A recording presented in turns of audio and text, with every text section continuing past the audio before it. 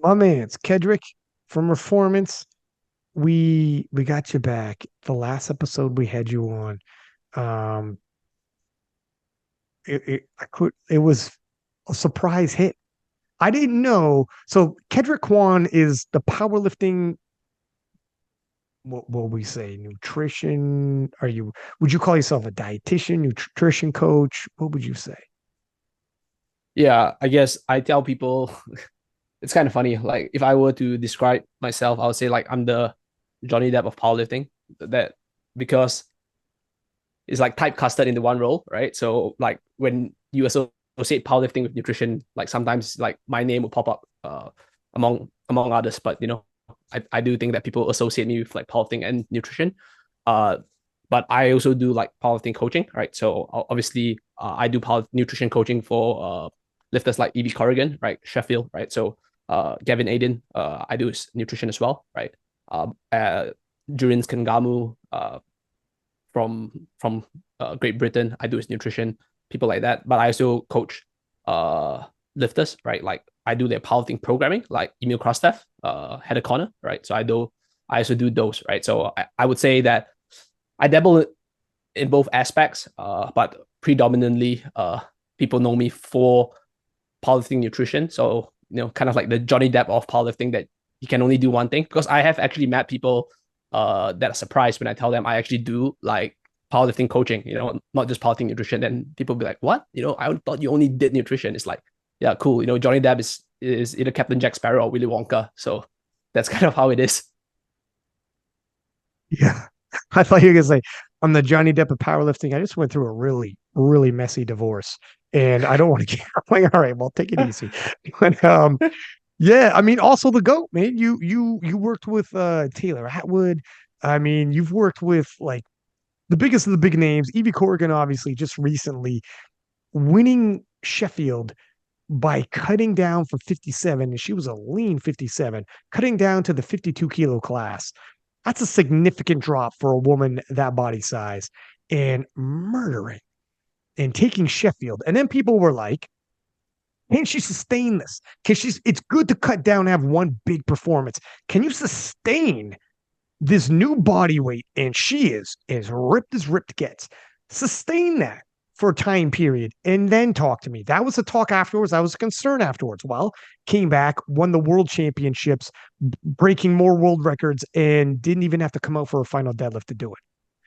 So now people are like, okay, well, and you got Gavin Aiden, who's literally one of the thickest men I've ever seen in my life. So talk about a spread between what do you want? Do you want to drop down? Do you want to bulk up? Gavin Aiden is literally a meatball with legs and arms, and he is so thick. He is jacked as Jack can be. God bless him.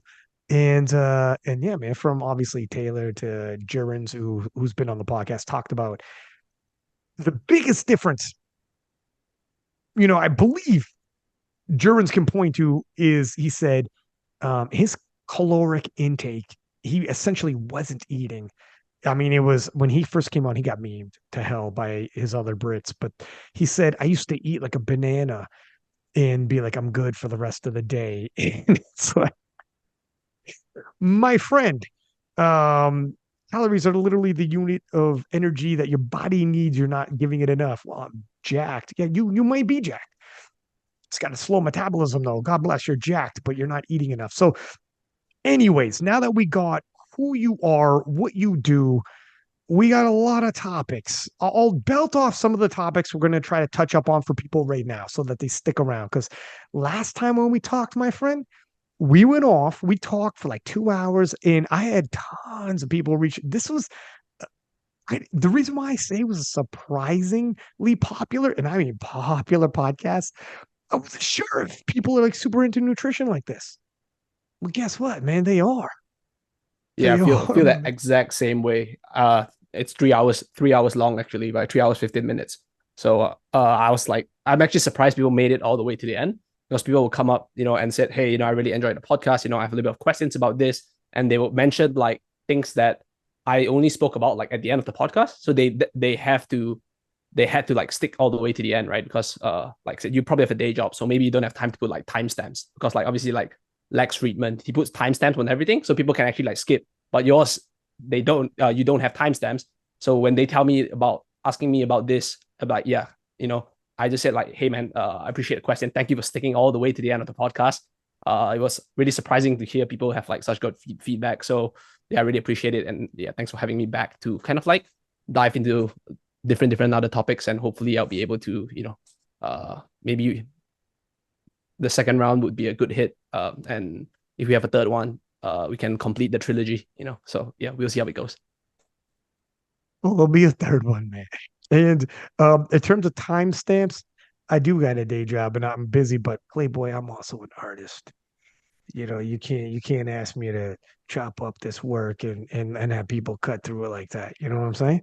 You sit down for that 3 hour epic movie and you fucking take it all in and you appreciate the art we're creating. That's how that okay? That's the stance we gotta take. Yep, But I'm fine with that. yeah, I'm fine with so all right. Let's belt over. There's a few things I want to talk about. A lot of it recently, I want to talk about the usual suspects that people are gonna attribute directly as an athlete. So quality and bioavailability of protein, whether it's from bars, shakes, meats. You hear people come on. I had Stan Efferding come on years ago when he had his diet, the vertical diet, talking about shakes are for fakes and, you know, yada, yada. I don't know if this is, we'll talk about that. Should lifters be bulking, cutting into weight classes? Is there an advantage that you think there is to bulk in the off season, then cut?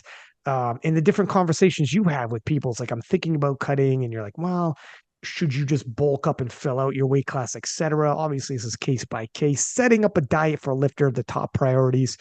Water cutting for a lifter, top priorities. Caffeine and stims. Should these be cycled? And your thoughts on cycling them or just running through gut cut. Now, a lot of people talk about gut cutting, and that's kind of the new way of doing things. What's the pros and cons of gut cutting? Pros and cons of water cutting? And which do you lean towards? And maybe that's also personalized and depends on the person. We'll talk about it. During training, is it important to time your meals? How much, if it is important, how important? Is it a big advantage? Is it something to worry about? And then we could carry that over into performance of the day of as well, and get into those nitty gritties like we did last time. What should you ideally eat before a big gym session, if that matters? If that's at all something that people can work with, a relationship with food overlooked. And we could talk about the relationship with food. I've had a lot of people come on that have had previous eating disorders. And as we move down and powerlifting's become more and more about eating for performance, and we use our bodies for performance, we're in the gym for performance. And that discussion, now this is getting a little bit mixing, you know, nutrition and dieting with other things, but it's a good topic to have anyways, and something that maybe you keep ideally on the mind as well. Gut biome, if you know much about that. We've seen also some discussion on, you know, this is good for your gut biome, etc.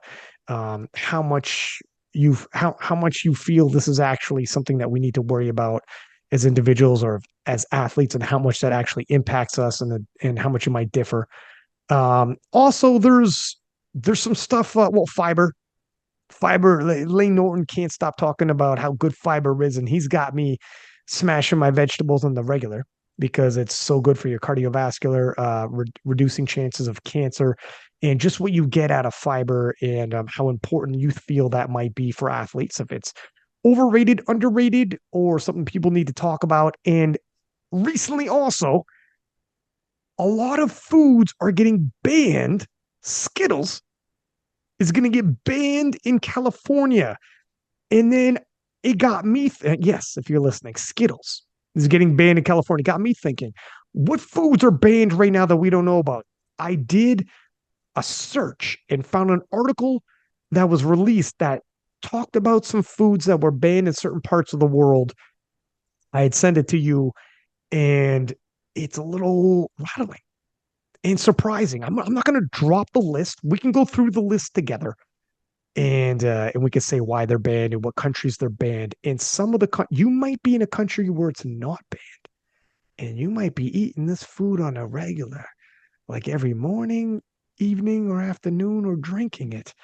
So it's interesting what some nations decide is unhealthy, and others decide, well, you go ahead and you rock with it. So we got a lot to talk about, and just like last time, I am absolutely certain we're gonna go off into some stories and some tangents here and there.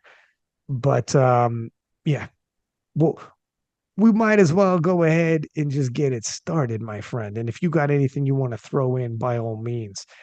But perhaps let's start off with, we're powerlifters, we're throwing on muscle mass, and protein a lot of times is one of the number one things people think they got to look for when they're talking about weightlifting, bodybuilding, powerlifting.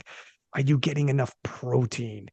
So maybe let's talk a little bit about what do you think is enough protein, if there is something an enough for target for people to hit, and also that question about quality of protein. Is there such thing about quality and bioavailability depending on how you're consuming it? If it's a meat, a shake, or a bar, and are shakes for fakes?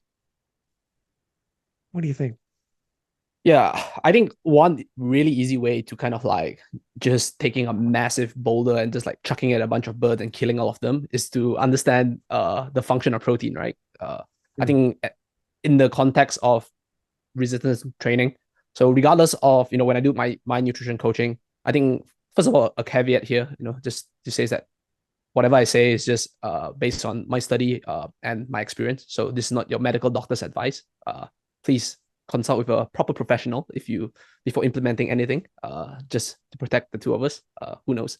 Right. But yes, I think that in my coaching experience, what I have found is I usually tell people that protein is like the cornerstone of any nutrition plan that is uh related to any form of resistance training adaptation, whether that's losing fat, gaining muscle, right, or even just like lifting, right, or whether that's appetite regulation. So protein would always be the cornerstone of the diet. I try to keep the protein amount relatively similar throughout.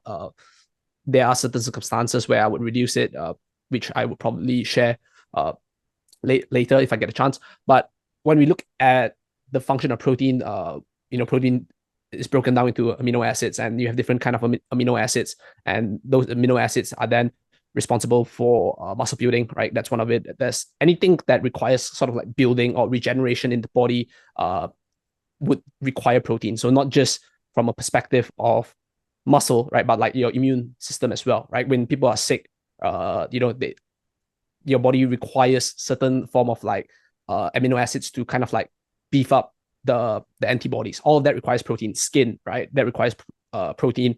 Uh, like for example, people take collagen for their skin, right? Collagen protein is protein because of certain amino acids included. I cannot list all the amino acids right now from the top of my head, but when it comes to protein, people have to understand that a very easy way to think about protein is that whatever that requires some form of like growth, right, or cell regeneration in the body requires some form of protein, and that is not, and protein is just not used specifically for muscle, even though it plays a major role.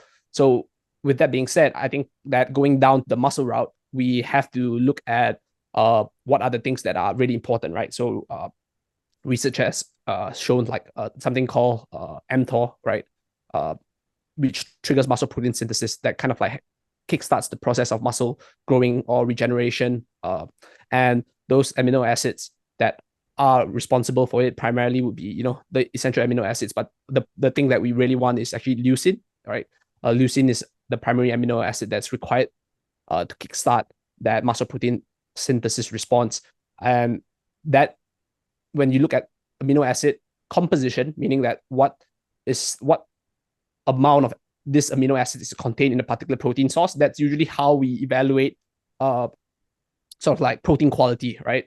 The higher the amount of amino acids for the goal that you're trying to achieve, that protein tends to be slightly higher quality. So for example, whey protein, they tend to be regarded very highly as the highest form of protein because of its rich amino acid profile, and whey protein is also predominantly protein by weight, meaning that for 100 grams of protein, right? For 100 grams of whatever your of whey you're getting, depending whether it's a concentrate, isolate, or like how hydrolyzed it is, anywhere from 70 to like 90% of protein. Whereas meat, I'm not saying that meat is bad, but obviously meat has other things as well, right? Meat is usually around 30% protein per 100 grams of weight, right? So obviously whey protein tends to rank high on top of that list of high protein quality, because you're just getting pure protein in a way, right? It's like looking at, for example, like jewelry, right? If you're getting like a gemstone, like, and you're getting like pure diamond, right? And that's like a high quality diamond. But if you're getting like, if there's other form of like stones or like contamination or mix, then that stone is not really like a high quality gemstone compared to something that's pure. So you can look at it from protein from that perspective as well. And then there's obviously plant protein, right? Like soy protein, pea protein, wheat, like wheat-based stuff, like pasta. They tend to have higher amounts of protein compared to like a rice, right? So that is another factor. But when it comes to plant-based protein, the amino acid profile is very, very different, right? And people who are like vegan/vegetarian, it may pose a challenge if you're not really if you're not varying your sources to ensure that you're getting either more protein content, right? Like a larger amount of protein in general, or the full spectrum of amino acids. The reason why you want larger amount of protein is because it increases the probability of having more of that amino acids. For example, like just throwing it out there, if you consume, let's say 50 grams of like soy, the numbers are not true, right? Or representative of what the actual content is. Let's just say if you consume 50 grams of soy, you get 1.5 grams of leucine, okay? And in the scientific literature, roughly around 2 to 2.5 grams of leucine is what is required to trigger that maximize the muscle protein synthesis response. So you probably need more than 50 grams of soy, right? But you can get the same amount of leucine with like half that amount of whey protein. So that's an example. You either mix and match your protein sources well to ensure that you are having a wide spectrum of amino acids if you're on a plant-based diet, or you just increase the protein amount, and just essentially that's like throwing the kitchen sink on the wall, and then you just increase the probability of getting more of those amino acids. So that's another way to kind of evaluate things.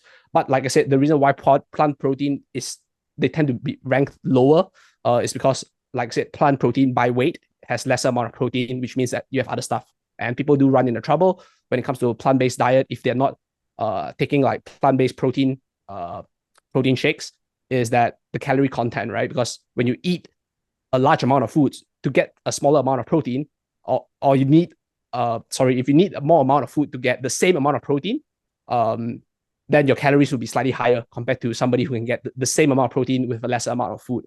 So a plant-based diet, they tend to run into those problems if they're not consuming like a plant-based protein shake, which nowadays with like technology and stuff, some of them actually tend to be quite tasty. And then that kind of like touches on quality of protein shake and quality of protein. And if we go down the protein shake conversation, I don't think it's anything magical. It's simple. It can be helpful, like I said, if you need to reduce your calorie intake and get the same amount of protein, because like I said, whey protein or even like those plant-based protein, they tend to be quite high in protein given the same amount of weight of like the food, right? The food source. So that is one major advantage. The second, obviously, it's like convenience. Convenience would be great. But in terms of like absorption, bioavailability, I don't necessarily think any of that usually plays a large role, provided some people do not have they're not allergic to certain things. Like for example, some people may be allergic to lactose, right? So they can't have specific like whey concentrate, because whey concentrate tend to have more lactose compared to something that's like a highly processed whey isolate, right? So unless you have like certain allergic reaction towards certain specific foods or food types, then I don't think that the absorption and bioavailability rate in general would matter when it comes to the typical protein sources that people would usually consume. So yeah, that's basically kind of like a primer on, I guess, protein quality. But like I said, always look when we're trying to see whether it's useful for something, you look at the function of the thing, and then look if that function does align with your goals. So if it does, then great, you can kind of like head down that route of like, okay, cool, this is actually good for me or good for my goals. In terms of like with shakes or a bar, the form like that, or if it's a meat, does your body break one down quicker than the other and get it into the stream quicker than the other, or is it maybe it does, but not enough to make a significant difference to start, Yeah. worrying about that? So a lot of the kind of like experiments when they look out there to kind of like minimize confounding variables, they use shakes just because they can consume it straight away, right? Whereas like when people eat meat, first of all, the digestion rate would be slightly slower, right? And usually when people eat meat, they eat it in the form of a meal, right? So they eat it with like vegetables and their carbohydrate source, and whatever else they would consume it with. But when people consume protein shake by itself, consume it just a protein shake alone, right? Mixed with water. Some people like to mix it with milk, right? So that kind of like increases the rate of absorption. But I don't think that would actually matter in the grand scheme of things when it comes to absorption of protein, especially since for most people they would have multiple feedings throughout the day, right? And if you are resistance training, your body is kind of like sensitized towards the protein response. It can be a muscle protein synthesis response could be elevated from like anywhere from like 24 to 48 hours, right? So as long as you're eating enough protein throughout the day, right? And you're also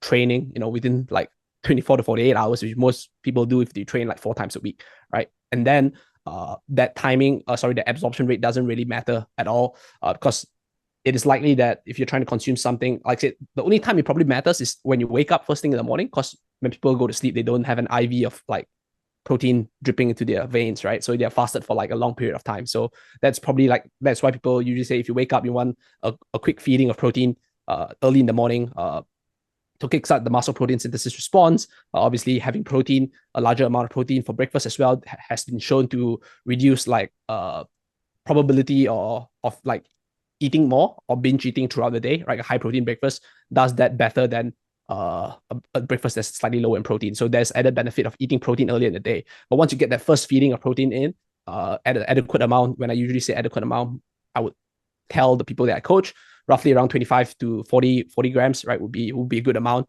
to start the day. And then once you get that in, you can kind of like just relax, right? As long as you're getting enough throughout the day, the absorption rate probably doesn't really matter. The timing probably doesn't really matter, and you don't have to fret too much on the small things because there will be times when uh there will be times when you're not able to meet the strict schedule, right? And then for me, my role as a coach is to say like, you have other things to fret about. All right, let's not worry about this too much. A couple things you said. A couple things that are interesting in there. First, is protein more satiating than, for instance, carbohydrates or fats as a general speak here? And we've heard some things like that. Like, look at, and it might, we might be diving into another discussion about is it a complex carbohydrate or not, or some are more satiating than others, and some, if you don't want it, if you want to feel fuller, eat this throughout your day. And my second question to this would be, you had mentioned as well about how if you're going to move things around, you probably, one thing that you'll be consistently trying to get your athletes on is the protein. So for instance, if someone is cutting and you're going to reduce some calories, and for anyone listening, just a broad, calories is the whole, and there's three macronutrients with carbs, fats, and protein. So you can lower maybe carbs or fat, but you wouldn't touch the protein too much, you were saying, very little anyways, and why that maybe might be. So I know this is sounds like two questions, but it could be freaking 25 minutes later. But Yeah. but yeah, we could talk about satiation first, and then we could kind of get into the other. Yeah, so I think that when looking evaluating specific macronutrient consumed on its own, protein tend to be the one with the highest satiety. First of all, when we look at satiety, is just like how much of your how full that you usually feel, right? So protein tend to be slightly higher, right, when eaten alone. However, as human beings, I think that practically we don't actually consume macronutrients, right? We consume food, right? We consume a bunch of other things together, right? And I do think that uh going with that perspective, there are other things as well that contributes to satiety, right? So if you're trying to maximize satiety, you're trying to maximize food volume, right? So you want to look at things like vegetable intake as well. You mentioned complex carbohydrates, right? They're basically like carbohydrates with like slightly higher amount of fiber content, which I know you mentioned about fiber. We'll probably go into that later. Those would actually increase satiety as well. But given on an individual basis, like I said, if you're gonna, I think to frame this easily, what I tell people is that if you go for a buffet, right, if you're gonna overeat on protein, right. So that's just why I tell people in general, because the likelihood of you eating overeating too many calories, provided that you're not eating like Wagyu A5 beef, which is like 80% fat, right? You're gonna get lesser calories for the amount of food you're getting if you're just eating chicken breast, and then that is what I would say about satiety. But obviously there are other factors as well, right? When we talk about satiety, we talk about appetite regulation, and that's another can of worms, because like the palatability of a food as well would be something that plays a role, right? Like for example, protein is like fried chicken, right? It's fat and protein, right? But that's also like deep fried with salt, right? It's gonna be super tasty, which means that it increases the person it increases the probability of the person eating much more fried chicken compared to if you just eat rice cakes, which is just like pure carbohydrate source. So theoretically, you say, oh, carbohydrates shouldn't be as doesn't increase my satiety, but like I said, satiety is not the only factor or in that equation that helps you like regulate appetite. And the reason why I sort of like keep protein the same is because it's just easy, right? Like when I do my nutrition coaching, we don't want too many moving parts. Essentially, what we're looking at is that what am I gonna eat? All right, the things that I eat would impact how I sort of like lead my life, my meal prep, right? So if I can get this lifter to like meal prep the same protein amount throughout the entire week, and then they just vary their vegetables, that's great, right? Because they're still getting relatively good amount of protein in. They're still varying their food through vegetables and maybe swapping out their carbohydrates. But if I'm getting them to change everything every single day, there's a lot of moving parts, and it's just difficult for people to stick to. So there's also that practical element right there that we need, besides just thinking, oh, theoretically this will work better, because while the science, would say this probably this gives you that effect, right? I think the role of the coach is to look at that effect and see how well can we translate that effect into the real world. I recently put out a thread that day on Instagram. I said that knowledge is actually having a wide breadth and depth of correct information, but wisdom is knowing how to apply or use. But wisdom requires action in regards to those information. And I think that when it comes to coaching, right, it's a lot more wisdom than just knowledge.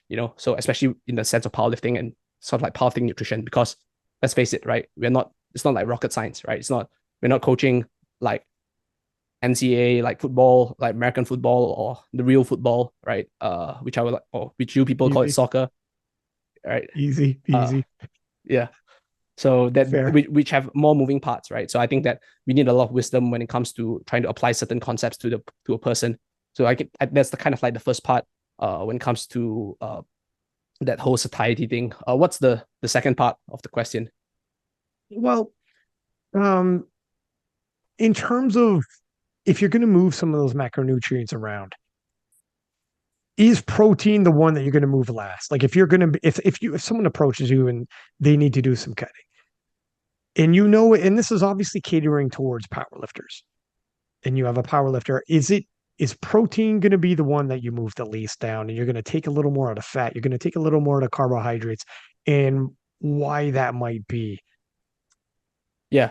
So I think that the way you frame it is really good, because you said for a powerlifter, which means that we have like a specific goal in mind, right? We have a purpose on why why we're implementing certain nutritional changes. So when it comes to powerlifting, we probably don't want to cause a loss in muscle mass, right?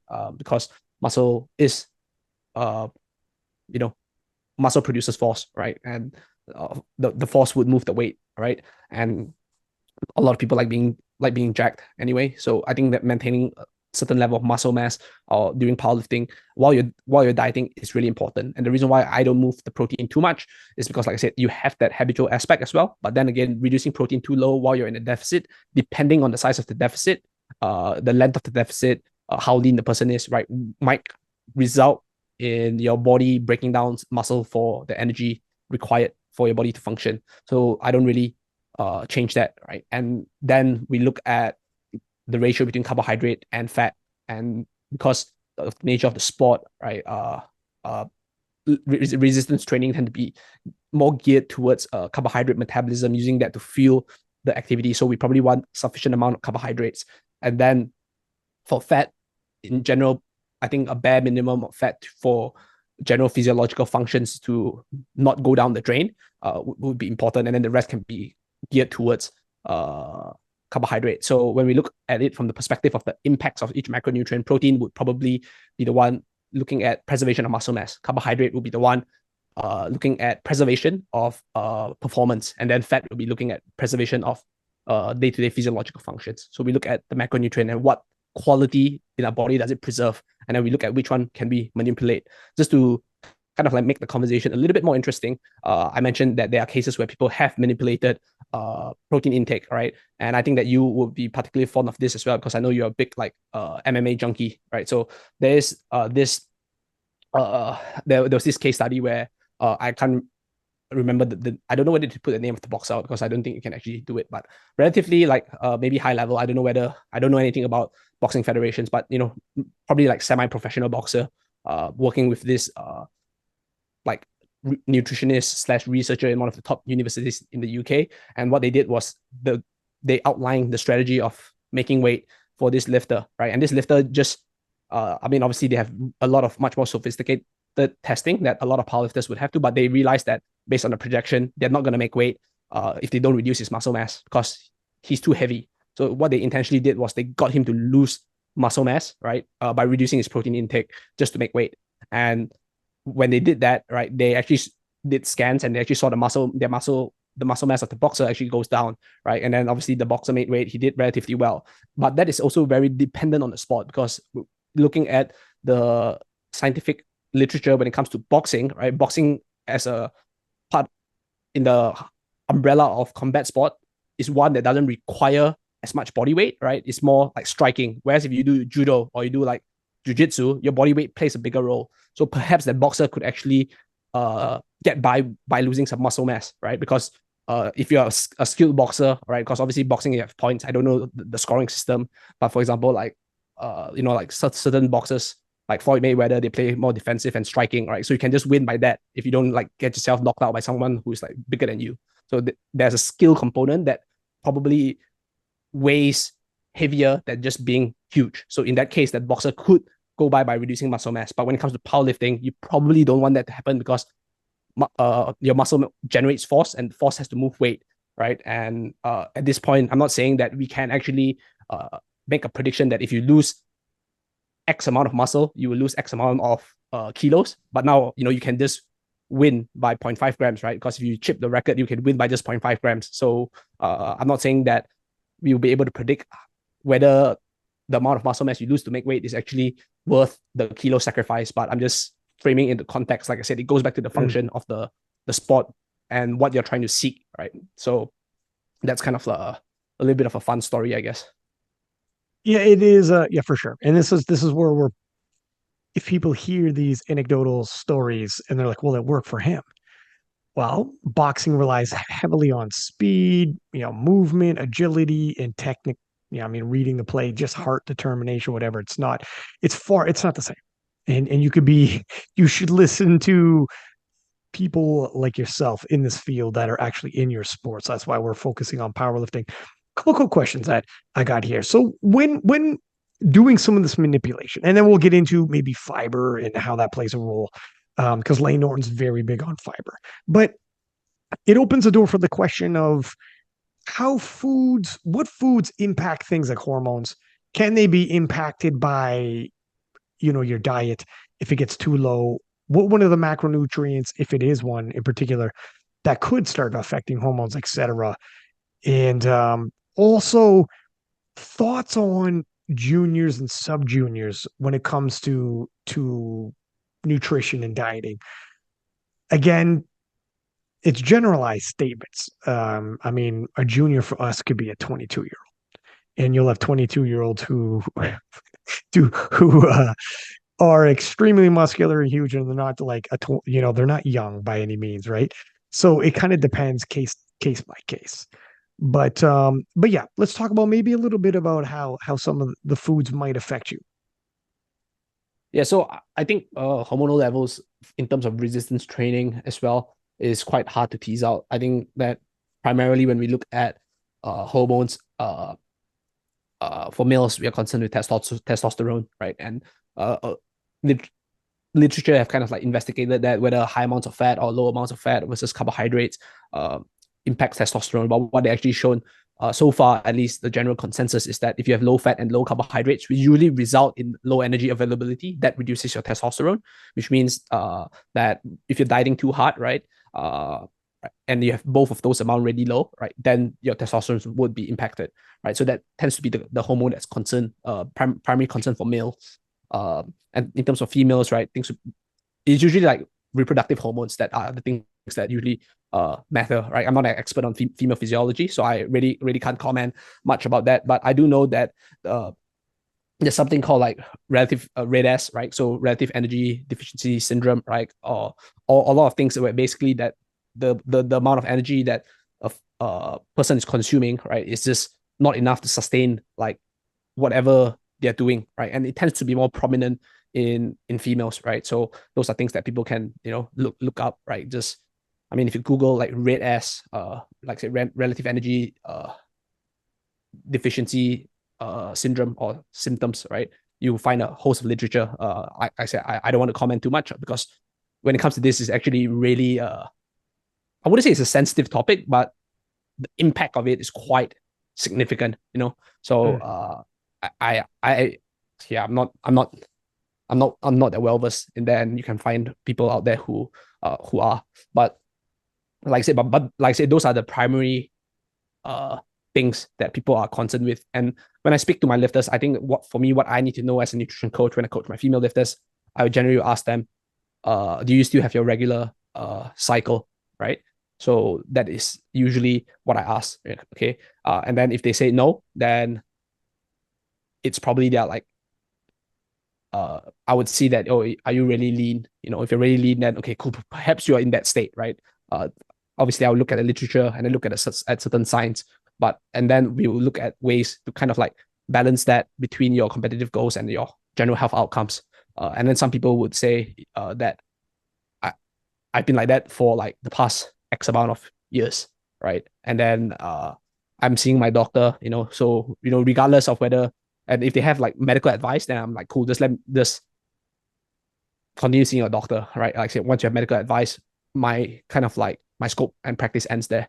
So Mm. it tends to be a Mm. little bit more yeah, female physiology, especially when it comes to hormones, is a little bit more the nature of that the nature of that is a bit more sensitive. So I yeah, and I'm not confident on sharing anything about that at this current moment, because like I said, lack of expertise. And everybody I coach, I look at a case by case basis. And when I ask them, uh, you know, ask the female lifters that I coach, do you still have your menstruation?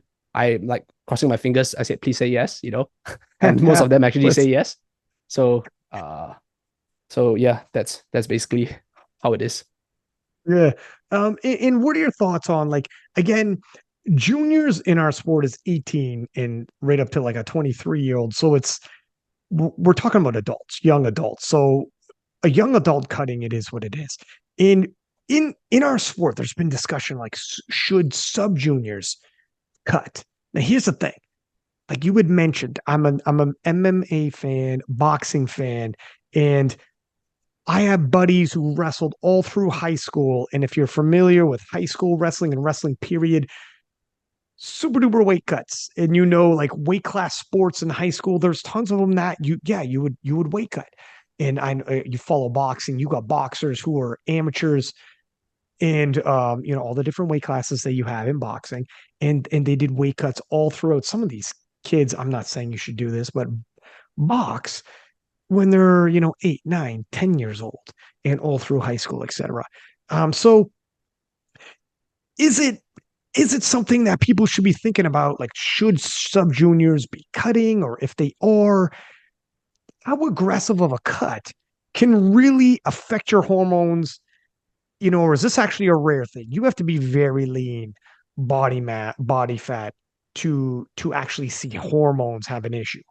And it's not that common. And then that's where it might be like, look, if that's when you got to start having maybe some breaks on, and you're far too young. I mean, I don't even think there's a good age necessarily to be messing with hormones like that, but we got sports like bodybuilding where they get ungodly ripped and shredded and low body fat, and they do it repeatedly for years. But yeah, well, what are your thoughts on that? And then again, I know this is out of your expertise in terms of hormones and whatnot, so put the brakes on if you want to and be like, okay, this.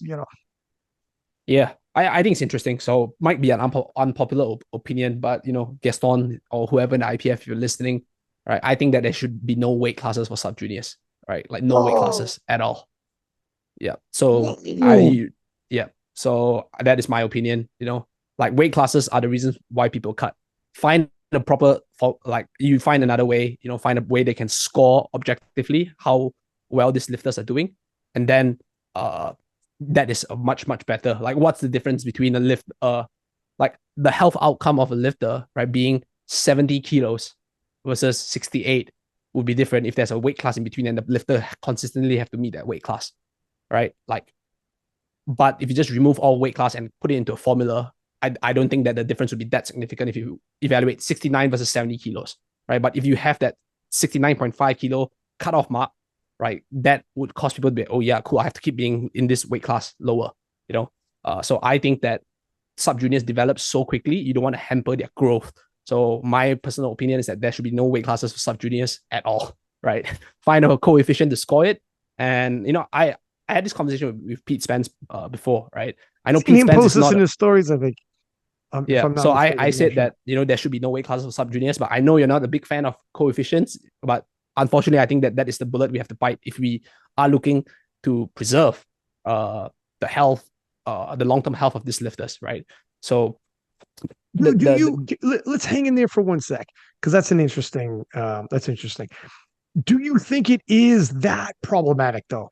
Or is this like on the fringes where the very extreme are going to be sub juniors? Like, because I don't necessarily see, I'm not saying it can't be an issue for sub juniors, but is it such a big prevalent problem? You have to do a major move like taking weight classes. Because what I would say is there's always going to be people in the fringes that are going to have issues that it'll be a tipping point.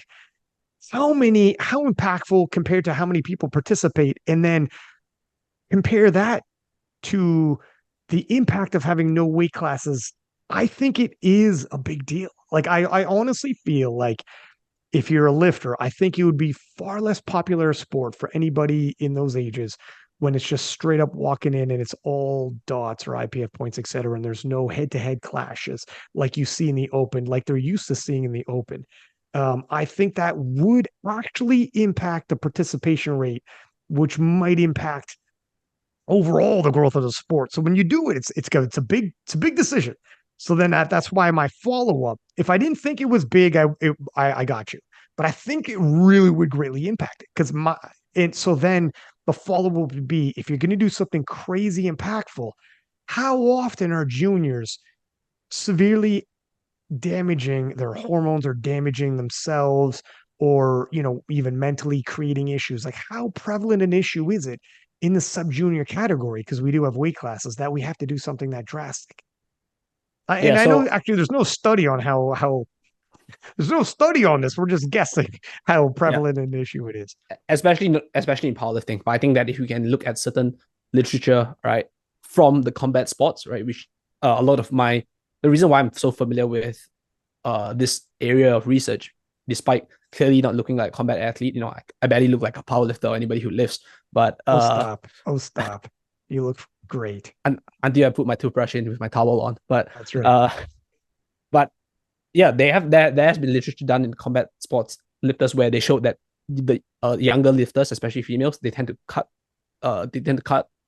more, and also they tend to cut worse, right? Which is no surprise. If you look at the time amount you have, or even the access you have when you're young, you probably go on the internet and just look at some random guy or some random YouTube video teaching you how to cut, right? Whereas people who are in the sport and have matured in the sport for longer, they probably have one experience in the belt and probably access to higher level coaching, right? Younger people tend not to have that, whether that's uh, not seeing the importance of it, or whether that is a financial or social economic reason for them to access those resources, right? But we do see that younger lifters, they tend to have worse cuts, right? And they tend to try to cut more as well in the combat sports literature, particularly in females.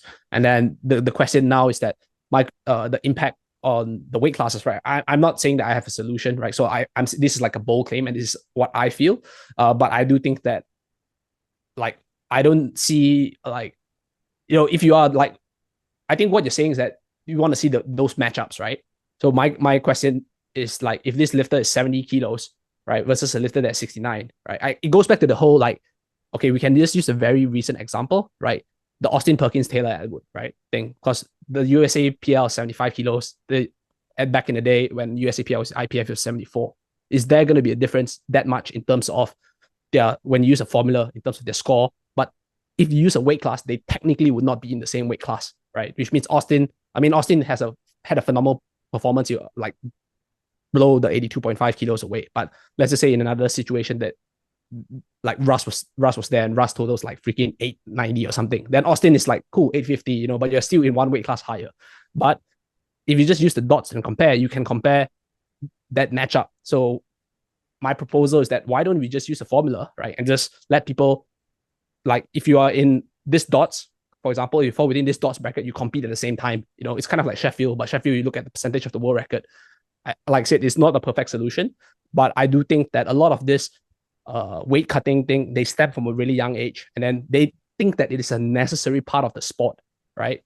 And then when they go into the juniors, then that thought of, okay, cool, I have to be light, remains in them. But if you look at the development of or growth as a human in general, when you're a sub junior to even when you're like 25 years old in the open, that is like your prime for growth. First of all, most you probably just eat, train, and sleep, or go to school, and you're just starting work.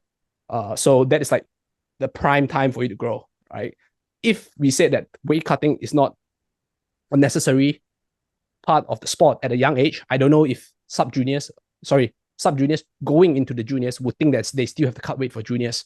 So that is kind of like, it's like a whole sociological question, right? Like, what is the norm in that era? And do people think that weight classes matter because the norm has already been established since they're young? And if we get rid of that norm, what would things look like in that's the counterfactual I would pose, I guess. So I don't really have an answer, but I just know that weight MMA or combat sport athletes, they tend to do worse cuts when you're younger, and they tend to cut more.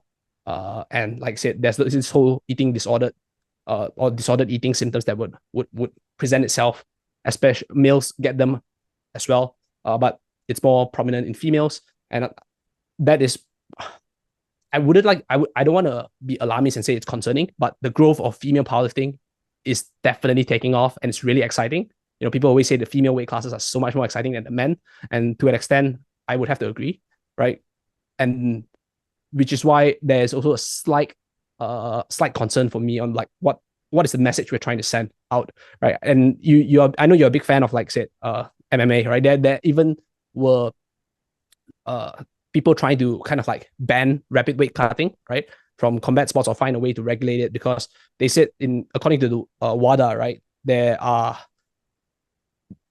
according to WADA, they will prohibit something that if it meets two of these three criteria: one, it enhances performance; two, it endangers an athlete's health; and three, it violates the spirit of sport. And the authors of like that sort of like scientific paper or that petition saying that rapid weight cutting fulfills all three of these criteria imposed by WADA. So they're trying to find a way to find some way to either get rid of rapid weight cutting, or trying to regulate it more tightly, because fighters do like insane amount of cuts, right? And people do glorify that to an extent, right? Like you hear commentators like Joe Rogan, and they're like, oh my gosh, this person cut so much, blah, blah, blah, blah, blah. And like, when interviewing fighters, the fighters actually even feel that the bigger the cut they do, all right, and they are successful, they really feel like they've won the battle if they know they've done it more than the other person when they weigh in, So like, it's also a psychological thing. So I feel like there's always going to be an argument that someone can provide and push back.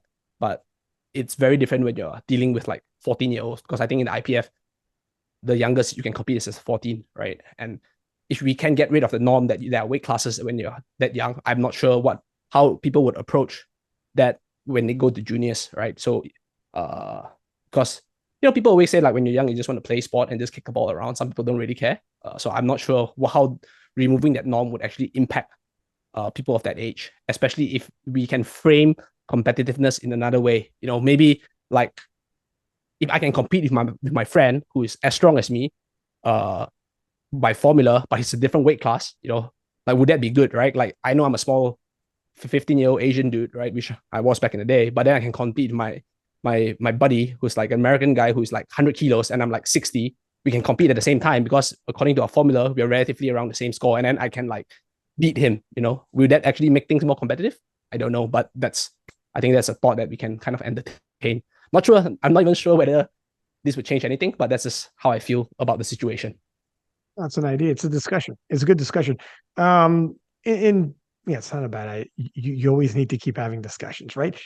Yeah. Here's something that is an idea that I've seen in other sports, like combat sports happens, for instance, because you do need, like in a combat sport, for instance, wrestling, submission wrestling, jujitsu, whatever.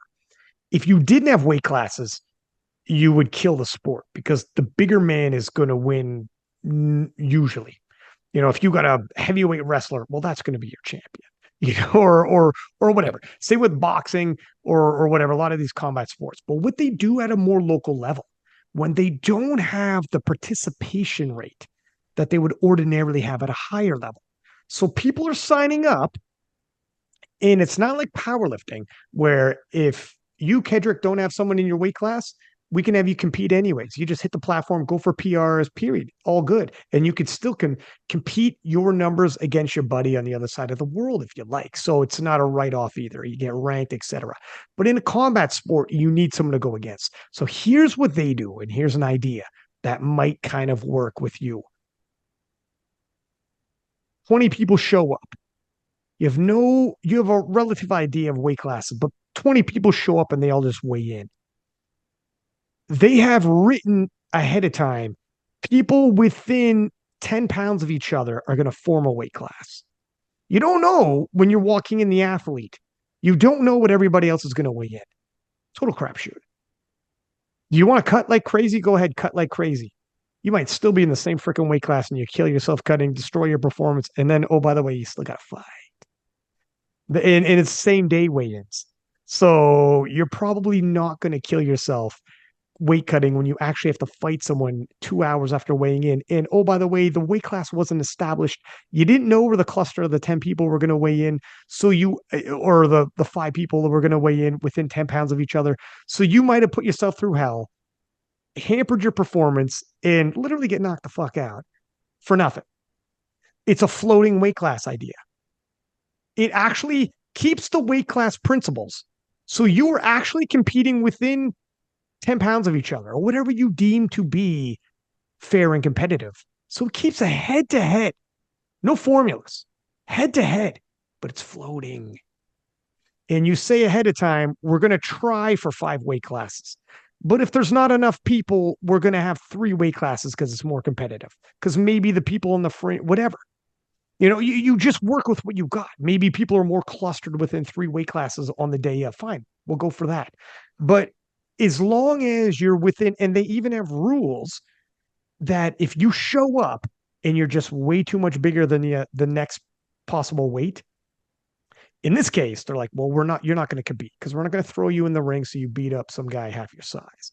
In powerlifting, if that happens, okay, well, you will compete, and it'll be the case where you're just going to compare your numbers to your friend on the other side of the world. It's fine. Numbers are numbers, gravity's gravity. It's all good. This might be an idea. And it kind of works with what you said, and see what happens when you have conversation.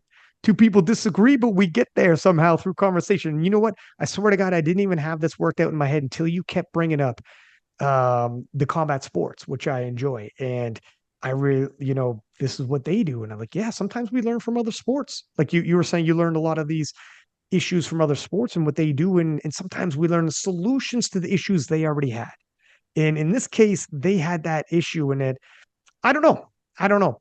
again, we're spitballing. There's no right and wrong. Who knows what the impact Yep. would be? And if we 100%. could, we throw this in there, literally destroy the participation rate, murder the sub junior class. And Gaston's like, thanks, gentlemen. Amazing. Now we just lost high school sports or whatever. I don't know. So whatever. We're just spitballing. We got a little off topic here, but we'll round it back. Did we wrap up on the nutrition part before we got into that section? Yep. Did we have a half? Okay, perfect. Maybe then we can get, yes, we did, I think, actually. Maybe then let's get into a little bit. We were focusing a lot about protein, but I do want to talk a little bit about fiber and its role with carbohydrates. And I had listened to Lane Norton on Andrew Huberman, super duper popular podcast. Seen some posts on Lane can't be positive enough about fiber. You know, you essentially, I mean, I don't want to, I'm paraphrasing here and you could dive in, but you can almost not get enough of fiber. It's so good for you in terms of reducing the risk of cardiovascular illness and cancer. You know, fiber is so potent, and you throw that in there with, and what it does when it's present with carbohydrates. So maybe let's touch up on this. The importance of fiber. It's something that it's a micronutrient, not a macro, and maybe something that a lot of us don't really pay a lot of attention to. Yeah, fibers. I guess if you would make me say overrated or underrated, I'll definitely say within powerlifters, highly underrated. I think that powerlifters has really not all, right? Don't want to lump everybody in the same basket, but powerlifters, they tend to have really poor fiber intake. And I think that I would even say that the rise of if it fits your macros, right, could potentially play a role in that, because people think that that is the only thing that's important. But one thing that we have to remember is that if it fits your macros was something that was primarily created for, I mean, not created, but the idea was developed for people who are trying to seek body mass changes, right? Usually within the body, back in those bodybuilding forum days where people just like talk about stuff, the Band August days, Eric Helms and Alberto Nunes talking on like bodybuilding.com forums. And it was like primarily catered towards physique athletes. But the thing with this is that if you notice when it comes to physique athletes, right? Like for example, Eric, who's actually going to compete again this weekend on the stage. Shout out to Eric Helms. Like they diet down to such a lean body weight, right? That the amount of calories they have to consume to be at their body weight is so low that if they don't consume fiber, you'll just be starving the entire day, right? So they just smash a whole bunch of fibrous foods into their diet, right? Whether that's fruits, whether that's their carbohydrate sources, has to be like potatoes or like oats because they have fiber, or increasing vegetables, things like that. So they're dieting down, they're using if it fits your macros, right? But they're also having a lot of fiber. Whereas you have the powerlifters, who most of them do not even diet down to anywhere close to that lean, right? And they just feed their macros and they just say, yeah, cool, Pop Tarts and fried chicken, like literally no fiber at all, right? So I think that just the nature of the two different endeavors or two different sport, right, would creates one approach to one sport has the side effect of if it fits your macros, which is not having fiber, whereas the other doesn't, because of the nature of that sport. So I think that is something I would say in the powerlifting population. So when it comes to fiber, I think that obviously I mean Lane is highly well educated, and I mean he's massive on podcast. So I think that when he says you can't have enough fiber, he also means to a certain subset of population. Might be just a hyperbole to say that fiber is really important, because one thing we know is that if you eat way too much fiber, like you literally crap your pants, right? If you don't believe me, just try eating like 6 Quest bars in one sitting, right? So I think that the amount of fiber consumption in one sitting, whether it's too much or not, depends on how much you consume at one go, right? If you eat way too much fiber at one go, you 100% go to the bathroom, right? Like I literally consumed 200 grams of like raw oats before, like, because I'm like, okay, cool, I had literally nothing. I ran out of rice at home, no carbohydrate source. The only source I had was oats. So I'm like, but oats also because of the content, right, of weight, right? Sorry, like weight to carbohydrates is lesser than if you eat rice. So like rice, 100 grams of rice probably give you around 70 to 80 grams of carbs, whereas oats is probably like 40. It's like almost half that amount. So if I want to hit my macros, I needed like double the amount of what I would eat. So I just ate like 200 grams of raw oats, right? I mean, I cooked it, but I weighed 200 grams. Like 3 hours later, bathroom straight away. I'm like, because the fiber content in oats is like a lot. And like I say, if you don't believe me, eat like 5 Quest bars at one sitting. I can guarantee you go to the bathroom, right? Obviously, so that is one thing, right? But like I said, it's funny because fiber really, really does have a lot of like health benefits, especially when it comes to cardiovascular diseases, right? It it has like very, very strong correlations when eating higher amounts of fiber, right? They actually reduce the risk of cardiovascular diseases. And I think one thing that is also very interesting is that a lot of these fiber-rich foods, they also tend to be rich in other nutrients, other micronutrients, fruits, right? Vegetables, high in antioxidants, right? So if you're eating all of this, I'm not saying that fiber itself is the main factor, right? Perhaps it is. I don't know. I haven't really looked that much into it. But because, like, for example, you can just eat like psyllium husk, right? Which is like really just fiber by itself to increase your fiber intake. Most people usually use that for like constipation. But I don't know if you substitute all your vegetables, right, and all your complex carbohydrates with psyllium husk only, will you still get the benefits of the cardiovascular reduction in cardiovascular diseases? Because in general, a lot of this kind of stuff is like anything that's like cardiovascular disease, it's very much over a long period of time, right? Like you eat a bunch of this, you smoke for a bunch of time, then they do like they look at a cohort of population and they look at their risk over time. And I don't think it's actually possible for someone to not eat any fruits, vegetables, oats, and only eat like psyllium husk as their primary source of fiber, because that would be really sad. Just a sad diet. Because psyllium husk essentially is like sawdust. You just imagine just eating sawdust, right? For your fiber source. So that would suck so bad. So yeah. So I think that fiber, right, is really, really important. I like high blood lipids as well, right? Is a reduction in high blood lipids from fiber is actually, I would say, I don't want to say proven like a fact, like gravity, but links are really, really strong. And it's actually really, really funny because even if you go back into the day, right, like back in the year 300 BC, right, Hippocrates said that wholemeal bread makes larger poop than refined bread, even back in the day, right? When back in the ancient Greek day, yeah, like Hippocrates like knows that if you eat more wholemeal bread which has more fiber, it'll make your like poop larger, which means that, yeah, cool, if you have constipation, you probably want to eat wholemeal bread, even though they probably don't have the concept of like fiber, right? So fiber in terms of heart health, right, lowering like blood lipids, right, bowel health, is actually really, really important. And then I know that you mentioned a little bit about gut microbiome, so we talk about that. But fiber essentially, because it provides like an environment for good bacteria to grow as well. Whether what that bacteria is, how that impacts stuff, I don't really know. People don't really. In fact, I don't think many people know as well. At least they can't say it with certainty. But it does provide a good environment for good bacteria to grow. So all of these things that fiber plays a role makes it so underrated when it comes to like say powerlifting. And in fact, like say there are research out there, even though I think that it's very like right now it's the stages of infancy and it's like inconclusive, showing that gut microbiome plays a role in like mental health and depression. I'm not saying that it is. I'm not saying that if you eat fiber, it will cure you with a depression, right?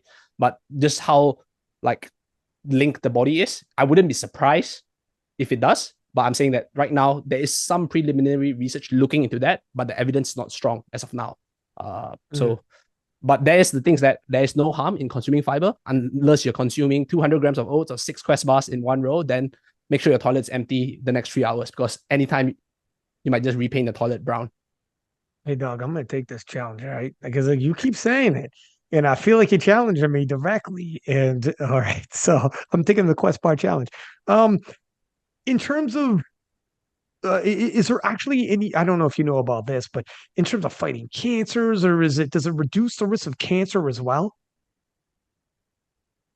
I think cancer studies are just so interesting. Like I said, I'm not an oncologist or anything like that with people who like or people who look into Fair. cancer, but Yeah. like, I said that when you consume food like fruits and vegetables that are rich in fiber, they also tend to be really potent antioxidants, right? So that itself may reduce the risk of cancer. I don't know, right? But we know that there's a role that antioxidant plays in regulating all of this like functions, right? Because essentially, like cancer cells are like uncontrollable growth of a cell, right? And probably caused by some form of oxidative damage that cells damage and then just have uncontrollable growth. And if you have high amounts of antioxidant, does it regulate that? Maybe, you know, but there are also a host of other factors, right? I'm not gonna say that, oh, if you smoke 50 sticks of cigarette a day, right, you're gonna eat like 500 grams of fiber and then that offsets your lung cancer, you know, like Yeah. it's a, too much of a claim to make, which I don't think it's even It'd there. be an But like I said, interesting service to offer online, though. yeah, I I'm mean, just saying make there's money for it, and we'll talk about a promo code later. But anyway, sorry, go on.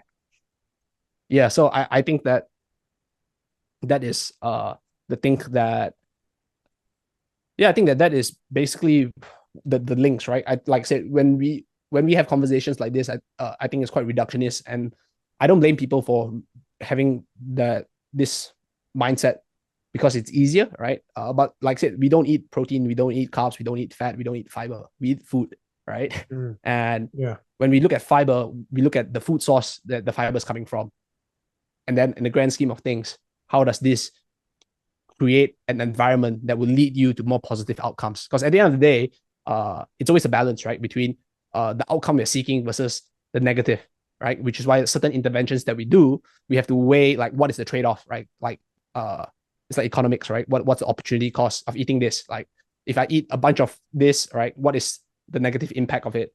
And thus is the negative impact, if any, worth the benefit that I will gain? Obviously, the benefit has to outweigh the negative impact, so you have a net positive.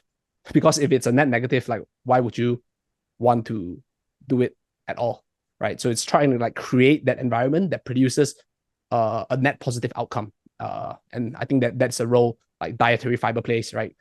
High amounts of vitamins, minerals, in certain types of food, micronutrients, antioxidants, they all are contained in fiber-rich foods. And then uh, perhaps there are also things that relate specifically to like cardiovascular disease, blood lipids, and all that. But when you eat foods that are high in fiber, you get a host of other benefits as well that comes along with it.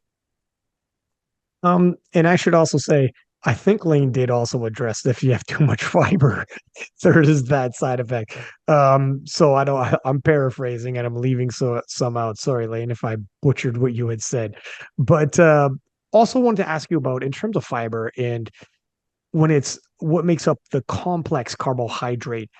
And does that actually help in terms of satiation when it's a complex carbohydrate, as opposed to like some people talk about, and this is kind of layman's terms, but you'll hear people say, look, if I sit down and I'm having pasta, is there anything behind beyond, and it might just be the taste of it, but is there anything beyond just, I feel like I can eat and eat and eat and not get full? But if you have complex carbohydrates and there's fiber in it, is there something there that it would be more difficult for your body to break down and you'll feel more satiated due to that? Or is this more, as you have said earlier, we don't know about any linkage like that, but you probably enjoy the taste of pasta and don't enjoy the taste of a bowl of vegetables? You know, what are your thoughts on that? Do we know? Yeah, I think that there is something about looking at right. So I'm just gonna like put this out there to help people think about food in general, right? And I like to use this concept of right. It's not obviously I didn't invent it, but I think that this is a very good concept to think about things. One is that when you look at all of this, do I eat something, right? If I eat something, how does it make me feel, right? So we have that kind of like intuitive sense of things, right? And then when we look at all these like epidemiological studies, right? There's like a statistical significance, like a correlation, right? If I eat X amount, I feel less hungry, right? So that's one. You have the statistical slash correlation significance right there. But then the next thing you look into is that what are the mechanisms that are at play, right? And I don't think you can kind of like tease out the difference, but you look at it from the mechanistic point of view versus the, like I said, if it creates some form of correlation that is like positive, right? For example, like for example, smoking, right? Smoking, people who have smoked, that they will have lung cancer, right? But then you also have the mechanisms on why like those specific substances affect the lungs, right? So you have those two, right? So those two together create like a really, really strong link. So when it comes to eating, I think that we can use a similar thought process regarding that, right? If I eat certain foods, right, am I we start obviously with the mechanisms, right, that will potentially give us the outcome of feeling full. Okay, so like I said, more fiber and all of that. However, some, like I said, when we do like scientific research, a lot of times we base things on average, and some people might not fall into that, that wide range of that average that people would actually feel that impact. But then you have that other side as well. Am I feeling my actual practical experience of the quote unquote mechanism that's involved? And if you have both at the same time, right, the mechanism is sound and then you're getting the practical impact, then great, right? That works really well for you. But I think that you have to go back to the point where, am I really experiencing this? Because like I said, technically, certain foods like potatoes, people will consider as like simple carbohydrates, right? So in that sense, they should be like they should be less filling. But because potatoes are so like rich in fiber, right? Like, and when I say potatoes, I mean like potatoes itself, not like chips, right? People actually can't eat a lot of potatoes. So that's an example. And then, like I said, there's also hyperpalatability of food, right? How tasty the food is, right? If you put potatoes with like, I don't know, like jacket potatoes and all that, you probably can eat more than if you just eat a boiled potatoes, right? For example. So those are ways you can think about food. And I do think that uh sorry, rephrase, like potatoes are not simple carbs, they're like higher GI carbohydrates, right? So like it spikes the quote unquote insulin more, and people say higher GI carbs tend to make people hungrier because simple carbohydrates tend to be higher GI. But there's always an exception to the rule. And I think when it comes to humans, right, I'm not saying that everybody would have exceptions to the rule, but there will be certain things that just doesn't suit us as well, right? Like for me, I can eat a whole bunch of pasta because for some reason I just really like pasta. So I can just eat more of it compared if I were to eat something else. So taste preference matters as well. But we start off from like a sound explanation on the mechanisms behind it, right? And then we then evaluate if our experience of what the supposed feeling we should derive from whatever we're eating actually lines up. And if we don't, we just like kind of fine tune it. So there's that gap between the science and the practice. And as much as we want to try to close that gap. And sometimes it helps to have a nutrition coach help you answer some of these questions, right? Because when we are doing our own thing, we'll be like, oh no, the internet says this. Why am I not getting this impact? Is there something wrong with me? But then again, I'll tell people the internet also says that everything gives you cancer. If you Google anything probably gives you cancer, So, that's why sometimes it helps for someone to just like speak to you about stuff and then try to breach the gap. In terms of some things that might not align, now here's something that always boggles my mind, and I want to ask you about sweeteners. How is it, for instance, stevia? Tastes amazing, tastes like sugar, and we all know what sugar can do. What are we looking at when we look at like something like a sweetener, aspartame, stevia, etc., where you can sweeten your coffee with it, you can sweeten foods with it, or whatever drinks, etc. You can have Diet Cokes, Diet Pepsis, etc. You can have sweeteners that replace something as big as sugar, but yet it'll give you no calories. How is that? How is that? And what do we could start there, and then we could talk about whether or not they're healthy, or some pros and cons, or while talking about sweeteners, because this is Yeah. something that yeah, on the surface level, I think a lot of people don't understand. And I know not all sweeteners are the same. Stevia is not aspartame. And some of these have been maligned by media and in certain media personalities, and others like I've been like, look, there's nothing to see here. Yeah, I think that the thought of linking like calories to taste is actually like kind of like a false uh it's not it's a false it's a misconception, right? Because I do think that taste our tongues, our taste bud function as like chemoreceptors. What I mean by that is not that our tongues would be able to sense who's having chemotherapy or not. That's not what I mean, right? Because we talk about cancer. I'm not saying that chemoreceptors. It means that our tongue, right, have like we we sense there are certain chemicals that triggers a response to the brain, right? And then the brain sends out that signal of taste, right? So that is kind of like uh how taste kind of works, right? Like sweetness is a taste, right? So there's something called like the gustatory complex, which is in our cerebral cortex, right? So that is function like it functions to process taste. So there's also some science papers or incidences out there where people have like damage to their brain and then they lost their sense of taste, right? So that shows that taste is not intrinsic to food, right? Or like things that are calories. Mm. Because like let's just say if you bite a coin, right? You bite a coin, you get that taste of like whatever like copper or iron. And if you eat like, for example, like a liver or like something that's like a little bit more bloody, you get the same like irony taste, right?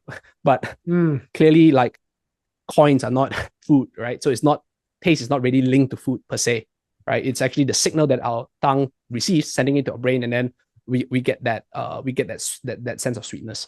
So the thing with artificial sweeteners, right? So stevia is not an artificial sweetener because stevia is like it's a natural sweetener, right? From a plant usually found like South America, right?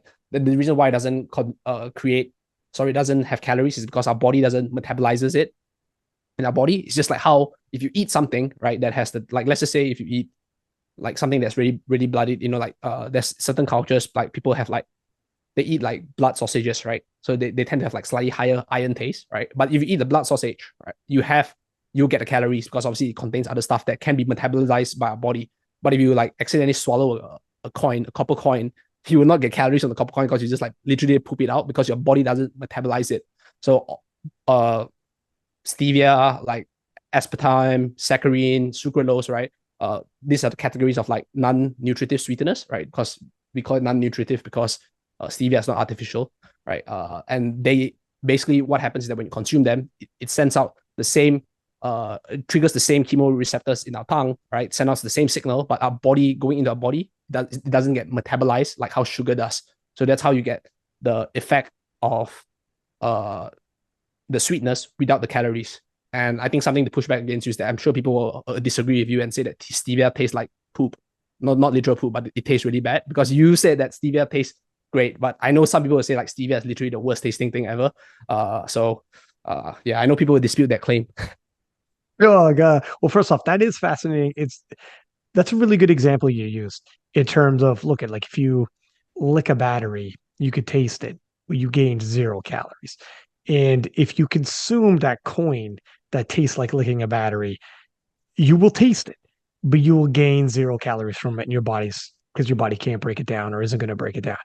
On the flip side, you eat something with a lot of iron, might taste kind of similar tasting, and your body can consume it. So essentially, you're ingesting something like aspartame or stevia, and the you're tasting it, but your body's not breaking it down and using it into like storing it, whether for body fat or putting on muscle mass, etc. I guess my follow-up question. So that was actually very well explained, and thank you. Because I swear to God, I've wondered this forever. Like this is a cheat code. There's no way this is real. This is baloney. So here's my follow-up question, though, which is interesting. What does our body do with it? Is it just, I guess it's just excess waste? Yeah, I mean, like anything that our body cannot metabolize is just excess waste, right? So the thing is that it's not only like certain stuff our body have, like it has to excrete regardless, like we can't store, for example, like nitrogen, right? Nitrogen, which is found in protein, doesn't really get stored in our body, so like we tend to excrete more like nitrogen, right? Obviously, carbohydrates, and all of that, they get easily converted into it's either like stored in our body as muscle glycogen, right? Or like fats that are like consume, like it's stored in our body easily, right? Whereas like protein isn't as nitrogen isn't stored, so we excrete nitrogen more, right? So things like this. So like all of these compounds, right? They are not the only thing that doesn't get stored in our body. There are a whole bunch of other stuff. For example, fiber doesn't get stored by our body as well. That's why we poop it out, right? So a whole bunch of things Hmm. like our body just cannot store it. They just poop it out. And I think that's something else to help people kind of understand is that when it comes to fiber, right? I cannot give you the exact classification on what is what, but there's insoluble fiber and soluble fiber as well, right? So soluble fiber can be digested to a certain extent, which means that there are more calories in soluble fiber than insoluble fiber. So that's another distinction on it. Basically depends on whether our body are able to metabolize whatever you put in for energy. So that's kind of like a way to kind of wrap your head around it. But fiber, you do break it down to an extent because there's calories to it, right? Just not Like I as said, much, you mean, or yeah. So soluble fiber, insoluble fiber, right? That the calorie amount would differ between those two, right? What the difference is, I actually cannot remember from the top of my head. Uh, uh, but yes, that like a lot of this style of stuff is like negligible. For example, aspartame as well. It is metabolized to a very, very small degree, but because the quantity of aspartame used to achieve the level of sweetness in our body, sorry, the level of sweetness for our body to perceive is so much smaller compared to sugar.